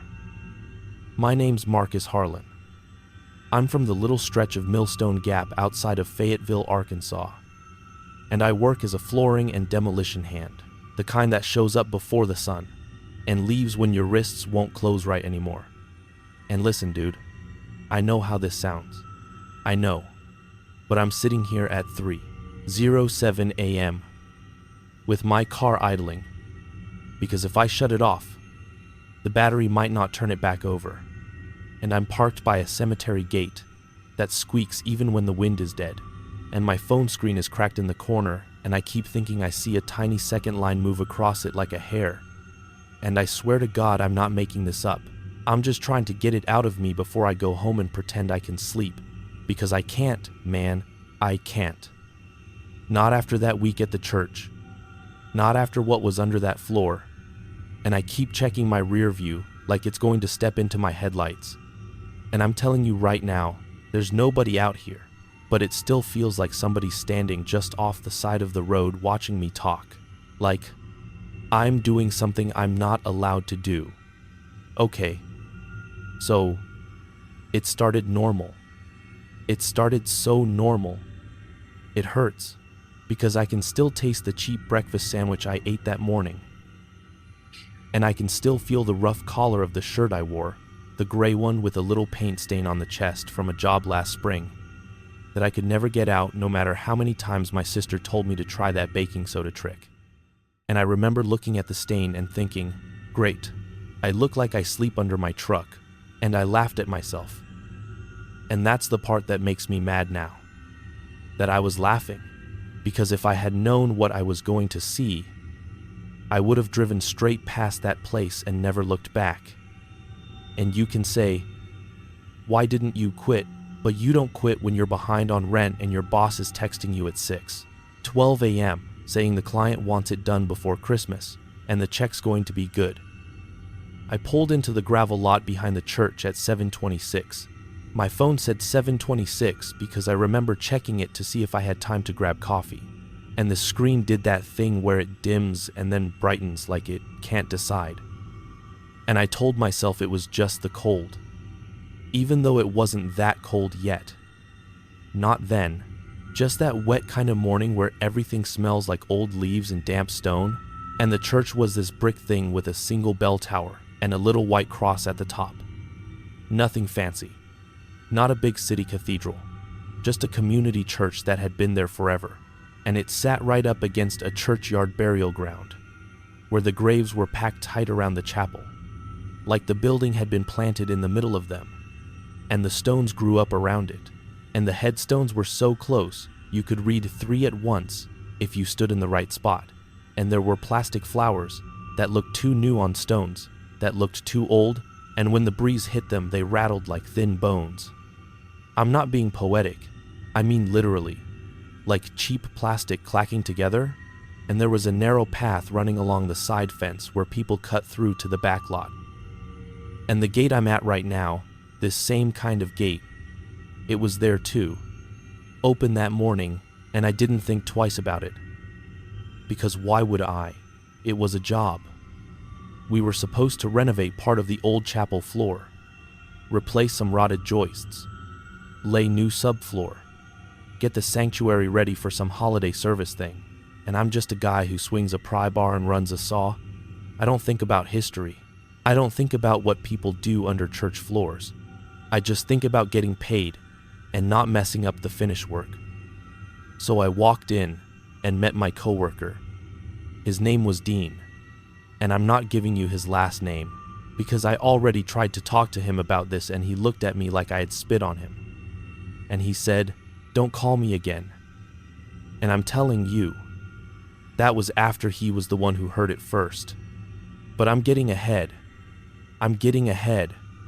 Listen, the inside of the church smelled like old wood and lemon cleaner, like they had scrubbed everything down because they knew work crews were coming. And the lights were those warm hanging ones that make dust look like it's floating slow. And we set our tool bags down on the pew closest to the front because the pews were going to be moved later. And this older guy, kind of the caretaker, came in with a ring of keys that jingled like he wanted you to hear them. And he said, "Morning, fellas." And he talked like he'd been saying morning to strangers in that building for 40 years. And he pointed to the area near the front where the floorboards were darker. And I said, "Yes, sir." And Dean said, "We'll get it solid." And the caretaker said, "Just be respectful." "Okay, the church is old." And I said, "Always." And I meant it. I wasn't there to mess with anybody's place of worship. And I remember Dean nudging me and whispering, "Watch. They'll have us pull up a board and find a time capsule with old coins." And I smiled. Because that's the kind of thing you say to make work feel lighter, and we got started. We started with the mundane. The way you always do. Measure. Chalk line. Pull fasteners. Lift boards. And the first wrong detail was so small I almost didn't register it. Like my brain tried to slide right past it. I was prying up a board and my pry bar slipped and my hand hit the floor. And it was cold, colder than the rest of the room. Not just cool wood, but that deep cold you feel off a freezer door. And I pulled my hand back and looked at it like it was wet. But it wasn't wet. And I remember Dean saying, "You all right, man?" And I said, "Yeah, Splinter almost got me." And that was a lie. It didn't almost get me. I just didn't want to tell him the floor felt like it had ice under it. Because how do you say that without sounding like a baby? And the second wrong detail was a smell that came and went. Like a puff. Like when you open an old closet and then it's gone. Kind of dusty and metallic. Not rotten, not gross, just sharp, and it happened right when we lifted the first big section near where the caretaker had pointed. And everything down there looked too clean to be 100 years old. "You see that?" And he pointed his flashlight, and there was a flat stone slab set into the dirt like a lid, and it wasn't part of the foundation. Not the way the others were. It was centered, like placed on purpose. And I said, "Maybe an old footing." Maybe an old footing, and Dean said, "That is not a footing, dude. That is a lid." And I said, "Stop." And I actually laughed, because again, normal brain, normal jokes. And I said, "Are you been watching those late night shows?" And Dean said, "I'm serious. Look." And he shined the light, and there were faint marks on the stone, like letters. And I felt that cold again, up my forearms. And I swear to God, the air above that slab was colder than the air everywhere else. Even though heat was running in the building. And I said, "Let's get the caretaker, because if we found something like that, you don't just mess with it, you ask." So we called him, and he came over with his keys and his coffee cup, and he looked down into the hole like he knew what we were going to show him. And his face didn't do the normal surprise face. It did this small, tight thing, like he'd been waiting for it to happen. And he said, "Huh." And Dean said, "What is it?" And the caretaker said, "It's probably nothing. Old repairs." And I said, "There's letters, sir." And he said, "Don't go touching it, okay? Just let me make a call." And Dean said, "Make a call to who?"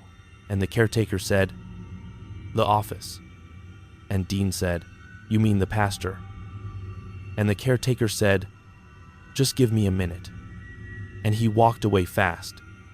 And Dean looked at me and mouthed, "What?" And I shrugged. And that should have been the end. That should have been where we covered it up, and they told us to work around it. But no. An hour later, a different guy came in. Younger, neat hair, clean boots, not a work guy, and he introduced himself as part of the church board. And he said, "Thanks for flagging this." And he leaned down and looked at the slab and said, "We've heard stories about a burial under the old chapel, but we never had reason to confirm." And I said, "Burial."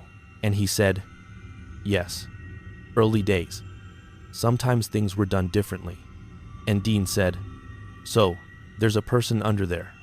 And the guy said, "We don't know, but we're going to treat it as if there could be." And he said, "We're not opening it today. We're going to document it.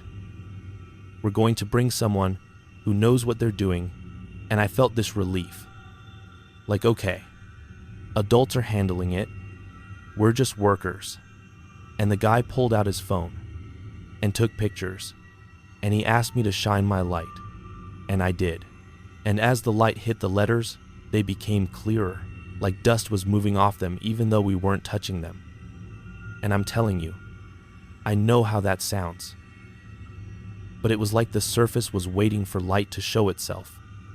And the letters were carved, not painted, not chalk, carved into the stone, and the date on it. The date was wrong. Because I'm not great with dates. I forget my own appointments, but I can read a calendar. And this date was not an old date. It wasn't 1,800 something not. It wasn't 1,900 something. It was in the future. It was in the future. It was in the future. It was a month and a day and a year that had not happened yet. And I remember blinking hard because I thought my eyes were doing that thing where they double up lines when you stare too long. And Dean said, "What does it say?" And I said, "I don't know." And the church board guy leaned closer and said, "That can't be right." And he took another picture and zoomed in. And his mouth opened a little, and he didn't say anything for a second. And then he said, "Must be a repair marker, some kind of reference." And Dean said, "It's carved like a headstone, man. It's got a name, too." And I looked again, and there was a name. And it was just a regular name. Not some old fancy thing. Just 2 words, like you'd see on a mailbox. And I'm not going to repeat it, okay? I'm not, because you said no named entities, and also because I feel like saying it is like knocking. Like tapping on something you shouldn't. And the caretaker came back and he was sweating, even though it was cool in there. And he said, "We're going to close this up for now. You fellas can work on the other section." And Dean said, "Are you kidding? There's a grave under the church." And the caretaker said, "It's handled." And he said it too sharp. And then the church board guy said, "Please, just move to the other section. We'll cover this temporarily." And I should have refused. But my boss was already texting me about progress photos. And money does something to your spine. It makes it bend. So we moved. We worked on the other side. And for the rest of that day, every time I walked past the spot, I felt that cold, like stepping near an open freezer. And I kept hearing, not voices, not like words, but the sense of someone whispering behind a wall, like the sound you get when you're half asleep and you think you hear the TV in the other room, but the TV is off. And I told myself it was the building settling. It was the heating ducts. And when we left at 4:48 p.m., the sky was already that early winter gray. "You think they're going to open it?" And I said, "Probably not." And he said, "I kind of want them to." And I said, "You're sick."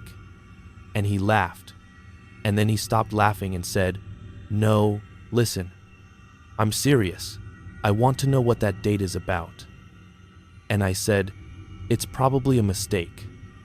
And he said, "You saw it, man. You saw it." And I said, "Yeah, I saw it." And on the way home, I kept thinking about how a date could be wrong like that.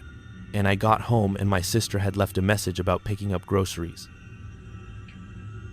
And I stood in my kitchen, staring at my phone, and I realized I was holding my breath like I'd been holding it since noon. And that night, I slept bad, woke up at 2 something with my mouth dry. And the next morning, my boss texted me, "They want you back early. Church is concerned about timeline." And I thought, timeline? And that word stuck in my head like a splinter, and we went back. And the second day is when it started leaking for real. Because the spot wasn't covered the way it had been, the boards we had laid over it were moved, not just lifted, moved and stacked neatly, like somebody had done it carefully. And there was fresh dust around the opening like someone had brushed it. And Dean said, "You see that?" And I said, "They opened it," and my stomach dropped, and the caretaker wasn't there yet, and the church was quiet. Too quiet for a place in the morning, and the traffic outside sounded far away, like the building was wrapped in thick cloth. And we walked up and looked down, and the slab was still there, but the letters looked sharper, like someone had recut them overnight, and the date, the future date, looked deeper, like the grooves were cleaner. And Dean said, "It changed." And I said, "No, it didn't." And he said, "I'm telling you, the name looks different too, like the first letter." And I said, "You're messing with me." And he said, "I'm not." And I leaned closer, and my flashlight beam shook, because my hand started doing that little tremor you get when you've had too much coffee, except I hadn't had any yet. And that's when I noticed something else, a smaller line under the date, like a note, like an inscription. And it wasn't there yesterday. I swear to God, it wasn't. And the line said something like, "Discovered," and then a date, and I blinked and leaned back and looked at my phone, and my phone said the date, the exact date, and I felt my face go hot, and then cold, because the stone was saying it would be discovered on the day we were looking at it, like it knew, like it had been waiting for that moment to become true. And Dean whispered, "Okay, no, that's not okay," and he stepped back. And right then, the caretaker came in, and his keys were still jingling, but it sounded wrong, like the metal was hitting metal in a slow pattern. And he saw us looking, and his face tightened, and he said, "You weren't supposed to be over here yet." And Dean said, "We're here to work. You called us early." And the caretaker said, "I did not call you." And Dean said, "The office did." And the caretaker said, "I don't know anything about that." And he walked over and looked down, and he froze, just froze. And he whispered, "No." And I heard it. I heard him say no, like he was talking to the stone. And I said, "Sir, what is that?" And he looked up at me and his eyes were wet. And he said, "We need to close this, now." And Dean said, "Did you open it?" And the caretaker said, "Nobody opened it." And Dean said, "Then how did the boards move?" And the caretaker said, "I don't know, and I'm telling you." His voice had that edge like he was trying not to shake. And this time he had 2 other people with him, a woman with a folder and a man with a camera bag. And they started doing official talk, like, "We will document, we will preserve, we will consult." And they told us to keep working on the other side, and I remember thinking, you want us to keep working in the same room with that thing? And I felt that cold air from the opening reach my ankles, even though I was 6 feet away. And all day the church felt wrong. Not scary, like a haunted house, just wrong like a place you know has been rearranged while you were asleep, like your furniture is a half-inch off, and you can't prove it. And the caretaker kept walking past us, like he was checking something. And every time he passed, his keys would jingle in that same pattern, 3 quick taps. Then a pause, then 2, and I know that sounds stupid, like I'm counting jingles, but you start counting when you're trying to hold on to reality. You start grabbing small things, like numbers, to keep your brain from sliding. And I swear, that pattern repeated every time, like the keys were telling time, like a clock. And at lunch, we sat on the back steps with our sandwiches. And Dean said, I'm not going back in there after today. And I said, don't be dramatic. And he said, I'm serious, man. The stone is it's like it's watching. And I laughed once, a short laugh. And then I stopped because I realized I didn't want to laugh. It didn't feel funny. It felt like laughing would make it notice me. And I said, it's a stone. And Dean said, I know what a stone is. I'm telling you. I don't like how the air feels. And he rubbed his hands like he couldn't get them warm. And I looked at his knuckles and they were pale, like he'd been gripping something too hard. And I said, finish the job. Get paid. Forget it. And Dean said, you won't forget. And I said, watch me. And then the middle of the week happened. And that's when the sound started. And I don't mean a bang or a scream. I mean this low sound under everything. Like a far-off humming. Like a truck idling 3 blocks away. Except it was coming from inside the floor. And it only happened when we weren't looking at the opening. Like it waited for our backs to turn. And the first time I heard it, I thought it was my phone vibrating. And I pulled my phone out and it was silent. And Dean looked at me and said, you hear that? And I said, hear what? And he said, don't do that. Don't pretend. And I said, I'm not pretending. And then I heard it again. And it sounded like someone moving a heavy bench slowly across wood. Just a drag. And they were still. And the air felt thick. And the caretaker was across the room by the side door.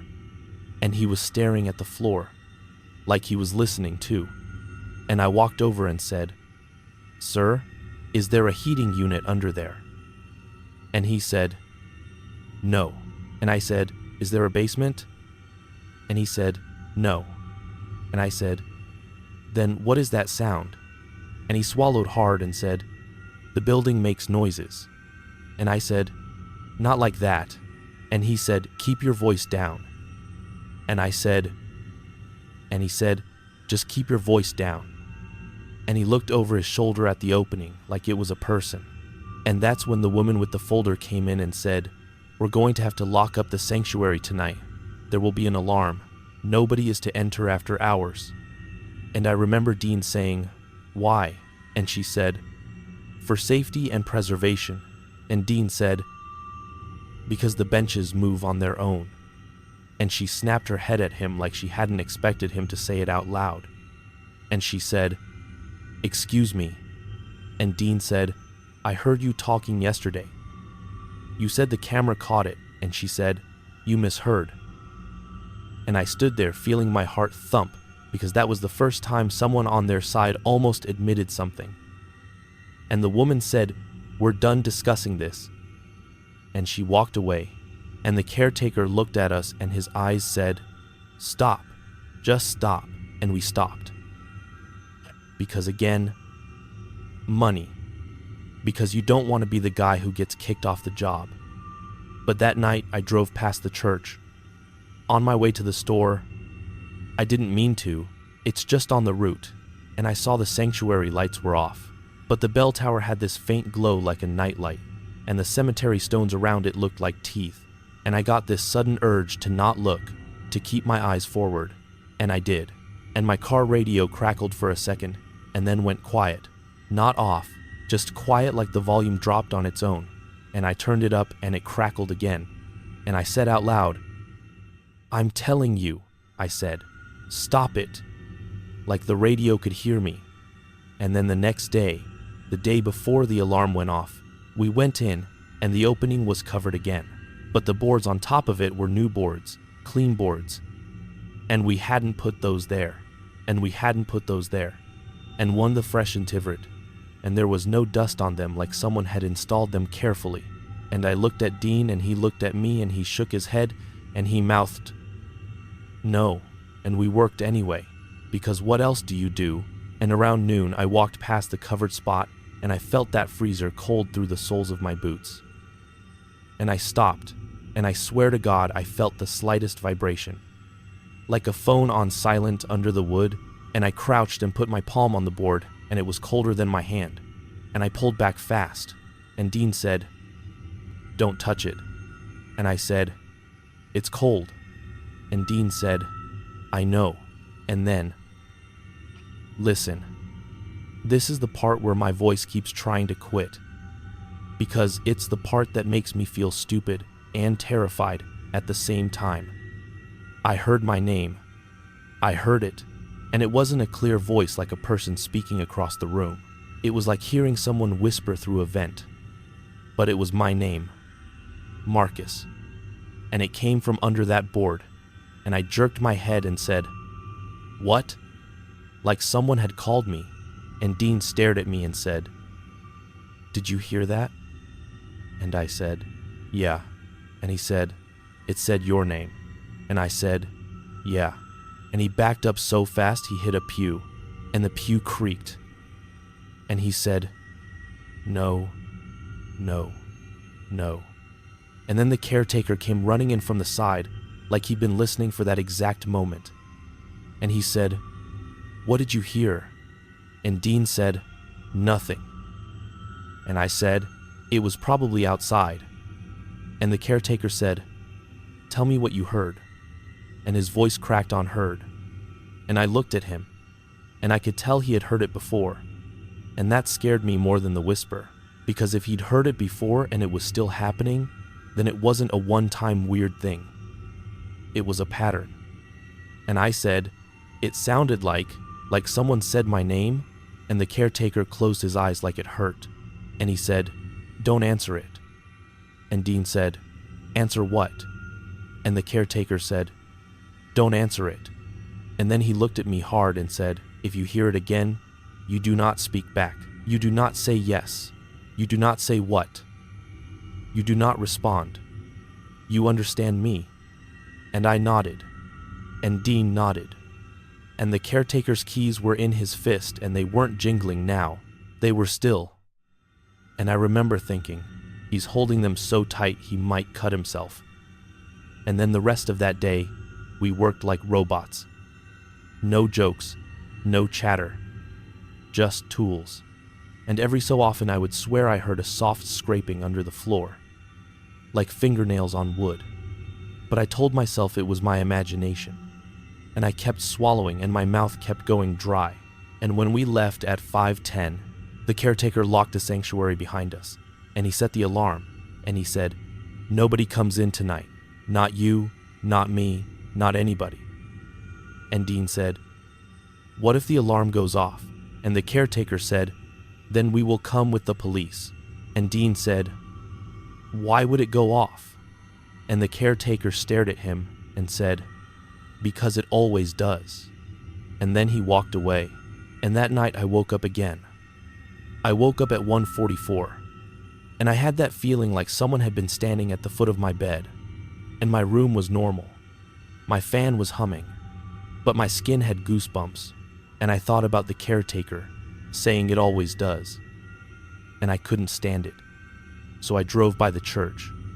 I know. Dumb. But I needed to see it from the outside. Like if I could see it sitting there normal, it would make my brain calm down. And when I drove by at about 2:20, the church was dark except for that faint bell tower glow, and the cemetery stones were pale in my headlights for a second. And I swear one of the benches on the front porch, the little wooden bench by the doors, I swear it was not in the same place it was earlier. It was angled, like someone had turned it to face the cemetery. And I kept driving because I told myself I was tired. And then, at 2:41, my phone rang. And it was an unknown number. And I didn't answer. And it rang again. And I didn't answer. And it rang a third time. And I don't know why. Man, I don't know why I did. But I answered. And I said, "Hello." And there was no voice. Just that low humming sound, like under the floor. And then, very soft, I heard my name again, Marcus. And my throat went tight, and I almost said, "What?" And I bit my tongue. I actually bit it. I tasted metal, and I hung up. And I threw the phone onto the passenger seat like it was hot. and my hands were shaking on the steering wheel. And I said out loud, "I'm telling you." I said, "I'm not doing this." And I drove home and I sat on my couch with all the lights on until the sun came up, and the next morning Dean texted me. It went off. And I texted back, "What?" And he said, "The alarm. It went off at 11:58. And I said, "Did you go?" And he said, "I did not go." And I said, "Did the caretaker call you?"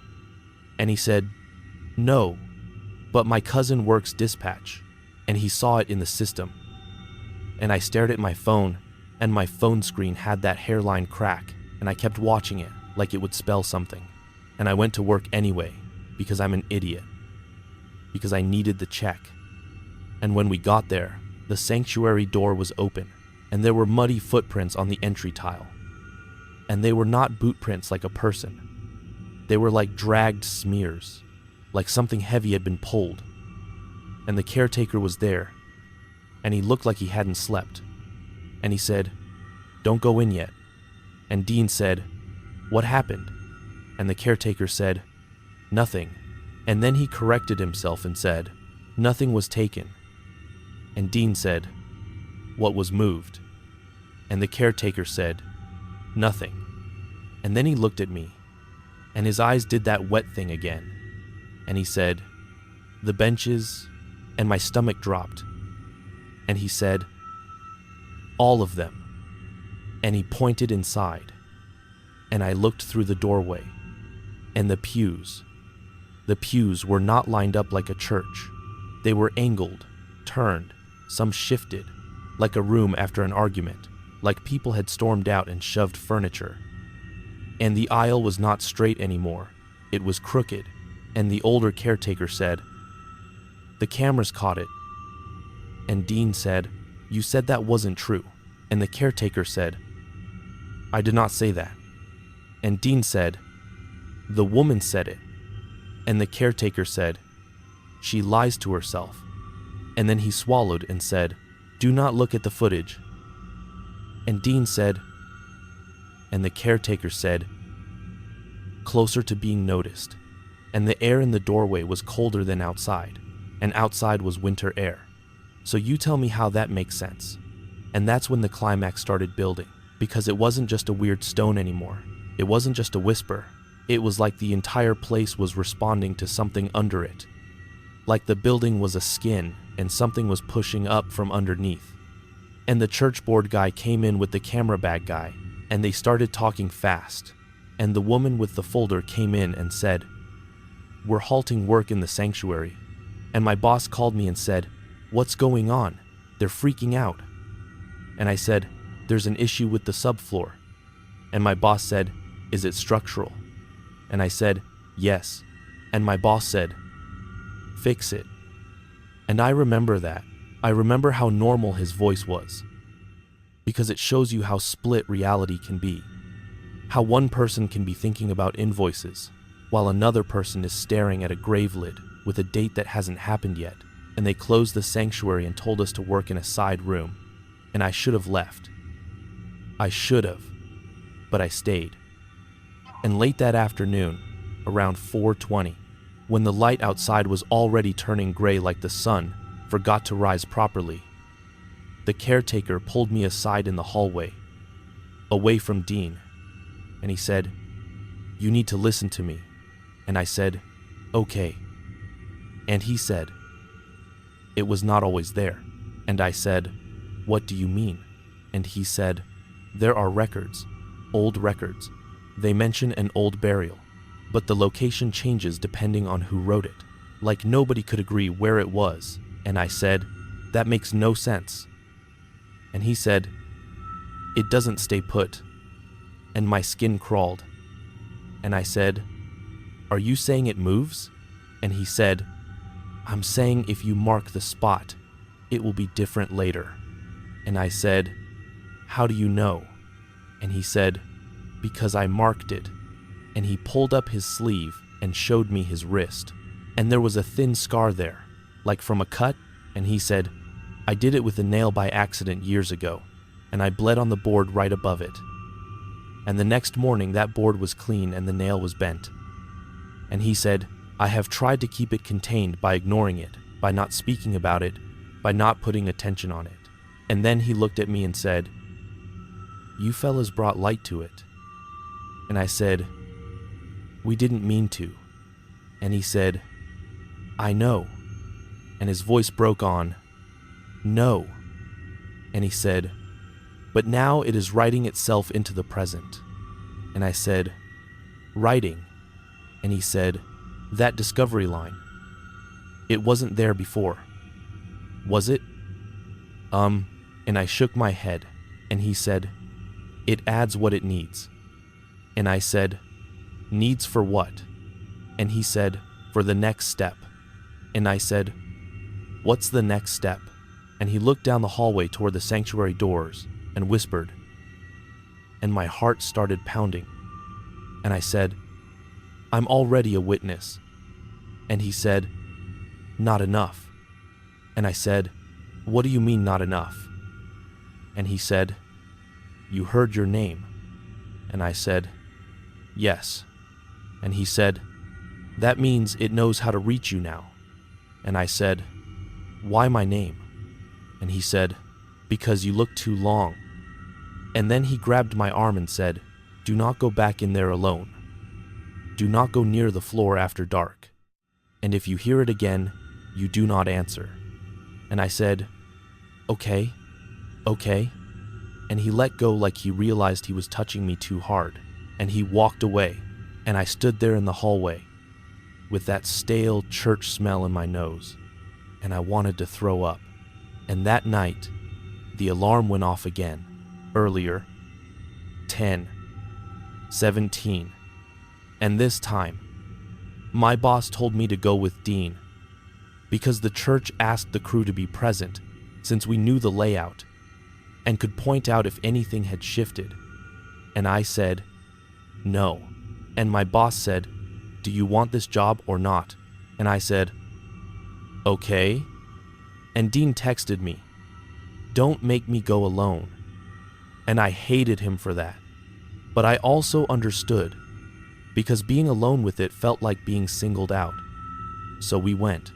We met the caretaker and a local officer by the side entrance. And the officer was doing normal officer talk, like probably a raccoon, probably a censor, and the caretaker didn't argue. He just unlocked the door with shaking hands, and his keys jingled in that same 3 quick taps, pause, 2 taps pattern. And I noticed it, and I wanted to scream, because it was like the building was counting down, and we walked in. And the sanctuary lights were off, and the only light was from the officer's flashlight and our phone screens. And the air was colder inside than outside, like the building had been sitting in a freezer. And the pews were, again, not in place, but this time they were arranged in a curve. Not random, a curve facing the front, like an audience. And the pulpit chair, the chair behind the pulpit, had been moved down onto the floor, right in front of where the opening had been. And I could see the board covering it. And the board was not the clean new board anymore. It was older, like the same board from yesterday, had aged 50 years in a few hours, warped and dark and cracked. And Dean whispered, no. And the officer said, what? And Dean said, nothing. And the caretaker said, don't touch anything. Don't touch anything. And the officer said, we need to clear the building. And he stepped forward, and the moment he stepped into the aisle, the bell in the tower chimed once. Just once. And I know bells can move with wind, but there was no wind, and the sound didn't echo right. It sounded like it came from inside the walls, muffled, like the building swallowed it, and the officer froze and said, okay, that's... And he didn't finish. And then, from under the floor, that low humming started, louder than before, and it was steady, not random, like a machine. And the officer said, Is there power running? And I shook my head. And Dean whispered, "It's under there." And the caretaker made a sound like a sob and said, "Please, just leave it." And the officer said, "We have to check." And he walked toward the board. And as he got close, his flashlight beam flickered and the humming shifted, like it responded to the light. And then, very clear, not a whisper through a vent, clear, the sound of a voice came up. Not loud, but clear enough that all four of us heard it. And it said the officer's name. And I know you're going to ask how I knew his name, because we didn't know him. But the officer had introduced himself at the door. He had said his name like normal, and the voice said it back in the same tone, like repeating. And the officer jerked his head and said, "Who said that?" And Dean stepped back and hit a pew again, and the pew creaked, and the voice said, "Closer." And I swear to God, it said closer, and my entire body went cold, like someone poured ice water down my spine. And the caretaker grabbed the officer's sleeve and said, "Do not answer." And the officer yanked away and said, "Who is in here?" And the voice said, "Closer." Again. Same word. Same word. Same word. Same tone, like a recording. And that's when I realized the horror wasn't in the word, it was in the repetition. The impossible precision of it, like it was testing if it could make us obey.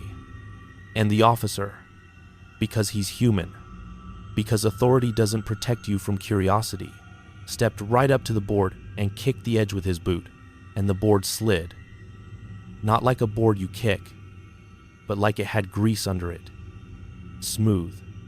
Too smooth. And it slid away from the opening, exposing the crawl space again.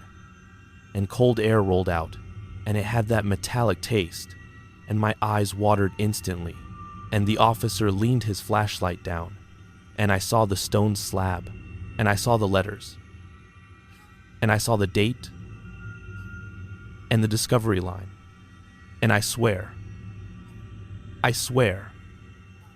saw the discovery date change in the light, the numbers shifting like they were being rewritten. And the caretaker made a broken sound and said, "No." And Dean whispered, "It's changing." And I couldn't stop staring because my brain was locked on it like it was a thing I had to solve. And the officer said, "This is some kind of prank." And he reached down with his hand like he was going to touch the slab. And the voice said his name again. And this time, it wasn't a whisper. It was like it was right behind his ear. And he flinched and pulled his hand back. And then the benches, the pews, moved. Not flying, not dramatic, just shifted a few inches all at once. A scraping sound across the floor like the whole room exhaled. And the officer stumbled backward and said, Okay. And he backed toward the door. And the caretaker said, close it. And the officer said, "We're leaving." And we all moved. We moved fast. And as we moved, the bell chimed again. One chime, and the voice from under the floor said, and Dean grabbed my arm and said, "Don't." And I realized my mouth was open, like I was about to answer, like my body wanted to respond on instinct. And I clamped my jaw shut so hard my teeth hurt. And the officer shouted, "Stop talking! Who is that?" And the caretaker shoved us toward the door, and we got out into the cold night air, and it felt warmer outside than inside. And that is wrong. That is so wrong. And the officer locked the door like a lock means anything. And the caretaker said, "Do not bring more people." And the officer said, "What?" And the caretaker said, "It counts witnesses." And the officer stared at him like he didn't want to believe. And then, listen, the church alarm started again. Even though it was already triggered, it started cycling like someone was arming and disarming it over and over. And the keypad by the door beeped in a pattern. 3 quick beeps. Pause. 2 beeps. And I looked at the caretaker's keys and they jingled the same way. And my stomach flipped. Because it wasn't just his keys. It was the place. It was the pattern. And the officer said, "That's enough." And he told us to go home. And I went home. And I sat on my couch with all the lights on. And my phone rang from an unknown number at 12:03. And I didn't answer. And it rang at 12:05. And I didn't answer. And it rang at 12:07. And I turned it off. And then it buzzed anyway. The screen lit, even though it was off, like it was waking itself. And on the screen, I saw a notification, but there was no app name. It was blank, and the message preview was one word: closer.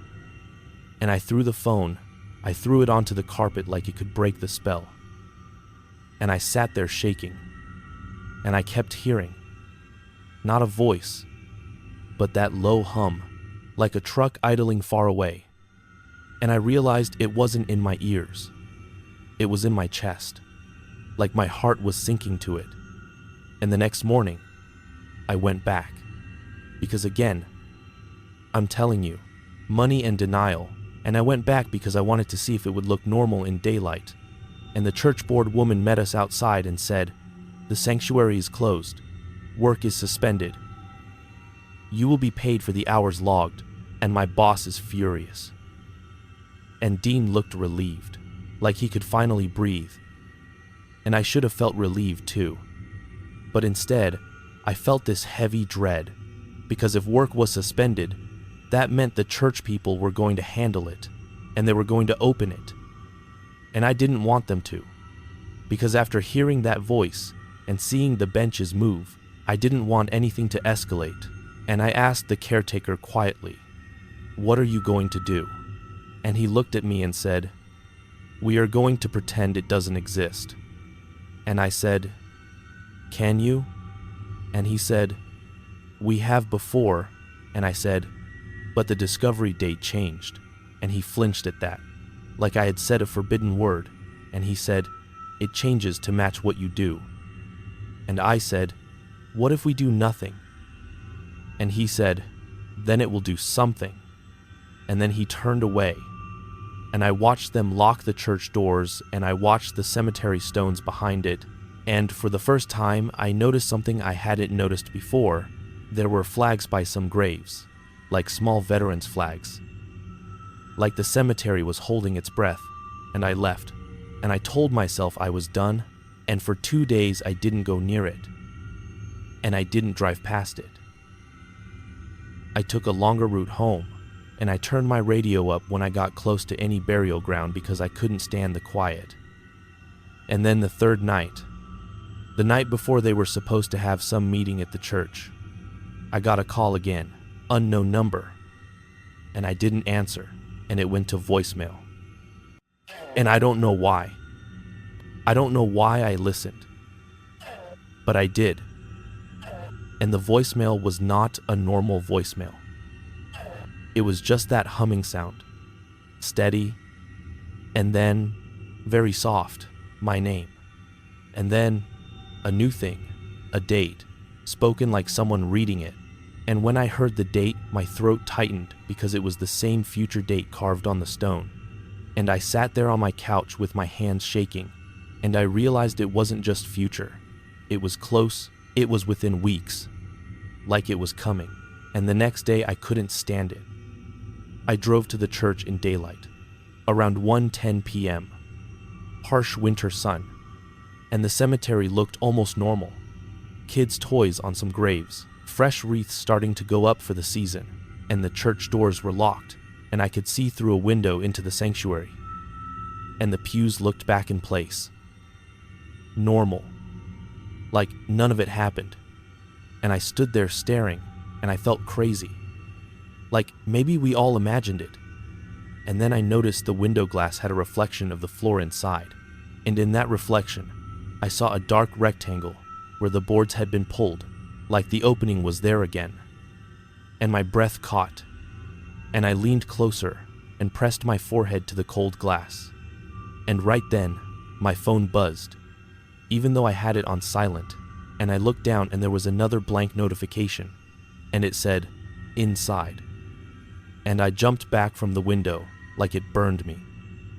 And I looked around, and the street was empty, and the cemetery was empty, and it felt like the sound of cars on the distant road had faded out, like someone had turned the world volume down. And I said out loud, "Dude," I said no. And I got back in my car, and my car hesitated starting, like the battery was weak.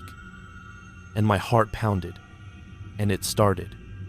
And as I drove away, I saw the caretaker standing by the side fence. And I swear to God, I did not see him walk there.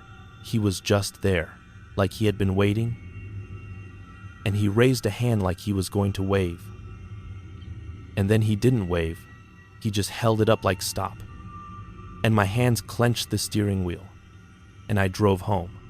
And that night I got another message. And this one didn't say closer. It said, "Witness." And I sat there sweating. And I realized something else. Something I hadn't wanted to admit. The stain on my shirt. That old paint stain. It had changed shape. It had spread a little, like a damp spot. And I rubbed it, and it felt gritty, like dust, like stone dust. And I ran it under the faucet, and the water ran clear.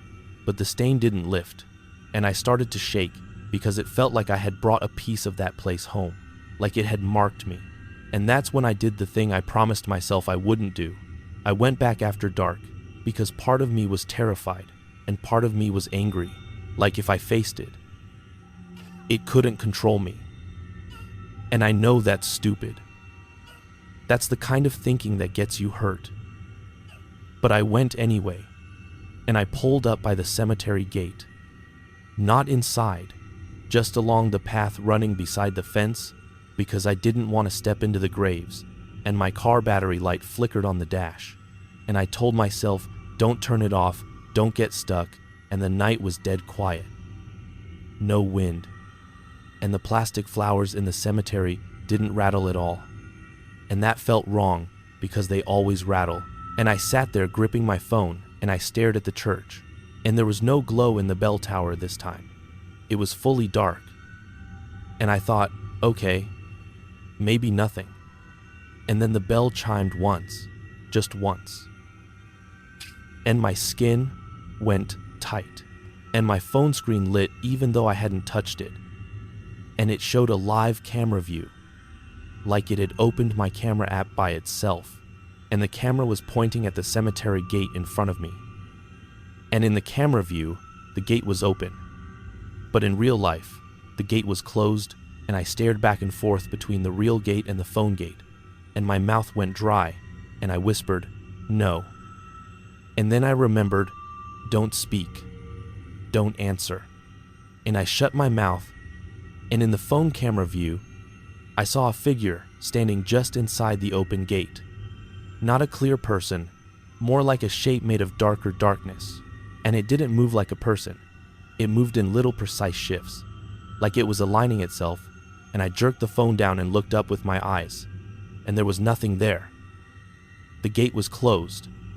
The cemetery was empty, and my heart slammed, and I lifted the phone again, and the figure was closer in the camera view, like it had taken steps without taking steps, like it had advanced without motion, and the phone picked up sound, and the sound was that low hum, and then, very soft, my name, and I swear to God, my name.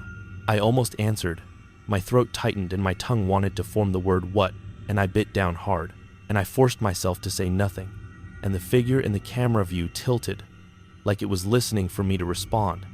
And then the phone screen flickered and the camera view changed, and now it wasn't showing the gate anymore, it was showing the inside of the church sanctuary, like I was looking through a camera inside the building, and the pews were arranged in that curve again, facing the front, and the floorboards were pulled up, and the stone slab was exposed, and the flashlight beam on it moved like someone was holding it, and there was no one there.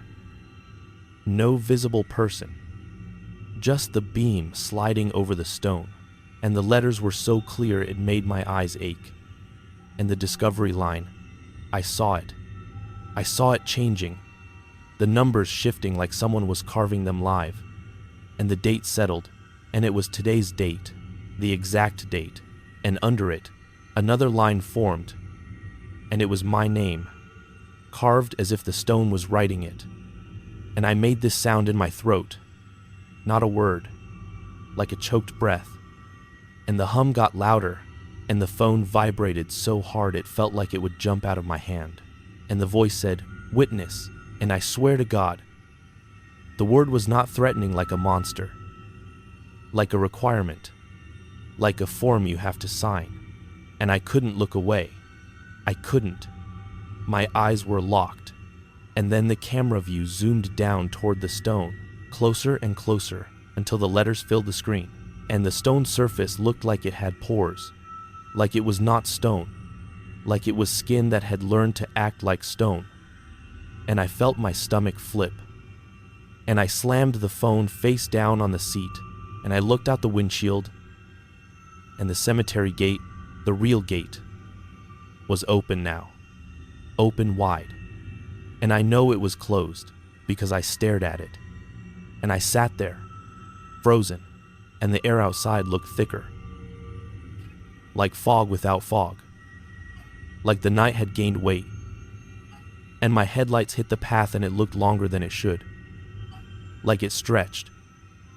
And I'm telling you, my sense of distance broke, like the gate was suddenly farther away and closer at the same time. And I whispered, "Dude." And then I stopped because I remembered, no speaking, and I reached for the key and I tried to shift into drive, and my car engine sputtered, like the battery was failing, and the dashboard lights dimmed, and I felt panic rise so fast I thought I would pass out, and I turned the key harder, and the engine caught again. And at that exact moment, the phone on the seat lit up, even though it was face down, and a voice came from it, not through the speaker like a call, just from the device. And it said, "Closer," and the headlights flickered, and I slammed the gas. And for the first mile, my radio was dead. No static, nothing, and then it came back all at once, loud. And I almost cried from relief at hearing normal noise.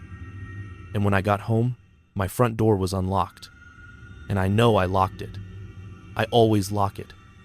And inside my kitchen, on the table, was a thin line of gray dust, like stone dust, in the shape of a curve, like a row, like those pews arranged in a curve.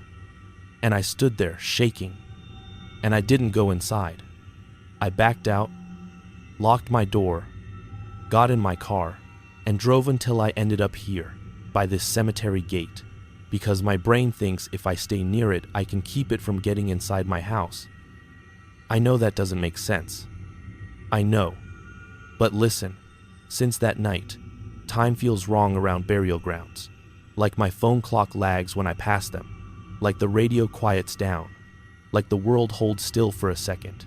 And I avoid churches now, not because I hate them, not because I'm mad at faith, but because I can't stand the idea of floors over empty spaces. I can't stand walking on wood and thinking something under it is listening. And I don't go to funerals. I don't. I make excuses. I send flowers. I stay away. And if I see a bell tower, I change streets. I swear to God, I do. And Dean, he won't answer my calls. He tells people we never worked there. He says I'm confused. And the caretaker, I went back once in daylight and he was gone, like he never existed. The office said, "We don't have a caretaker by that name." And I stood there with my mouth open like an idiot, and the woman with the folder said, "The renovation was postponed," and she smiled like everything was fine. And I asked her, "What about the slab?" And she said, "What slab?" And I felt my skin crawl, because she said it so clean, so normal, like she could erase it by refusing to name it. And I left. And now, every time my phone buzzes from an unknown number, my chest tightens. Because once in a while, the preview still shows that one word, closer. And I never answer. I never. But I'm telling you, sometimes when I'm half asleep, I hear my name said softly from the floorboards in my own room. And I sit up, and I don't move, and I don't speak, and I wait for it to stop. And it always stops, but it leaves that humming behind, like a reminder. And tonight, when I pulled up here, I checked the gate and it was closed. And I looked down at the gravel and I saw a thin, dragged smear, like something heavy had been pulled across it. And I told myself it was a tire mark. And then I saw the pattern in it. 3 shallow grooves, a pause. 2 shallow grooves, like someone was writing in the gravel. The way keys jingle, like the way an alarm beeps, like the way a bell chimes, once at the wrong time, and my throat went tight, and I realized something I forgot to tell you earlier. Wait. No. I did tell you. I think I did.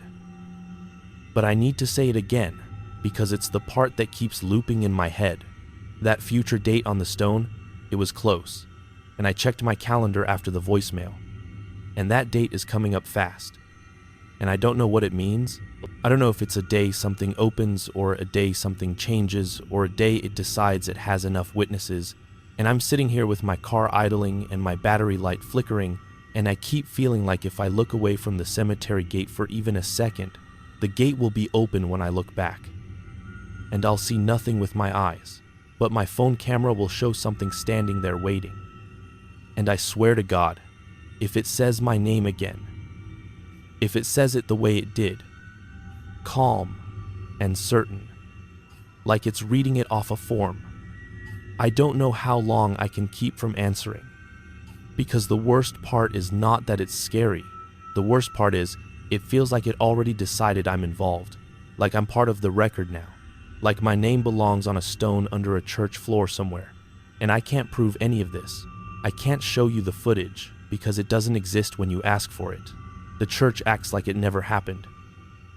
My coworker acts like I'm crazy.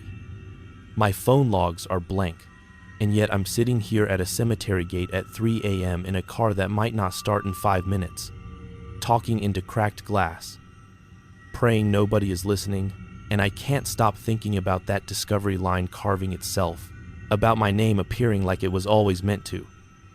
And I'm telling you, listen, if you ever feel a floor go cold under your boots in a church, if you ever find a stone lid where there shouldn't be one, if you ever see a date that hasn't happened yet, you turn around. You walk out. You do not joke. You do not take a picture.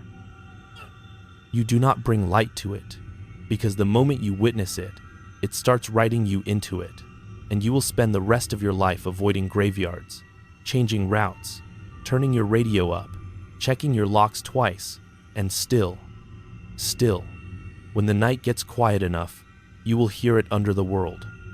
That low hum, steady as a heartbeat, and you'll know it's waiting for the day on the stone to arrive, and you'll know it knows your name, and you'll know the worst part, the part nobody warns you about, is that it doesn't feel angry, it feels patient, like time is something it can fold in its hands, and if it can write the date it wants, it can write the moment you finally answer.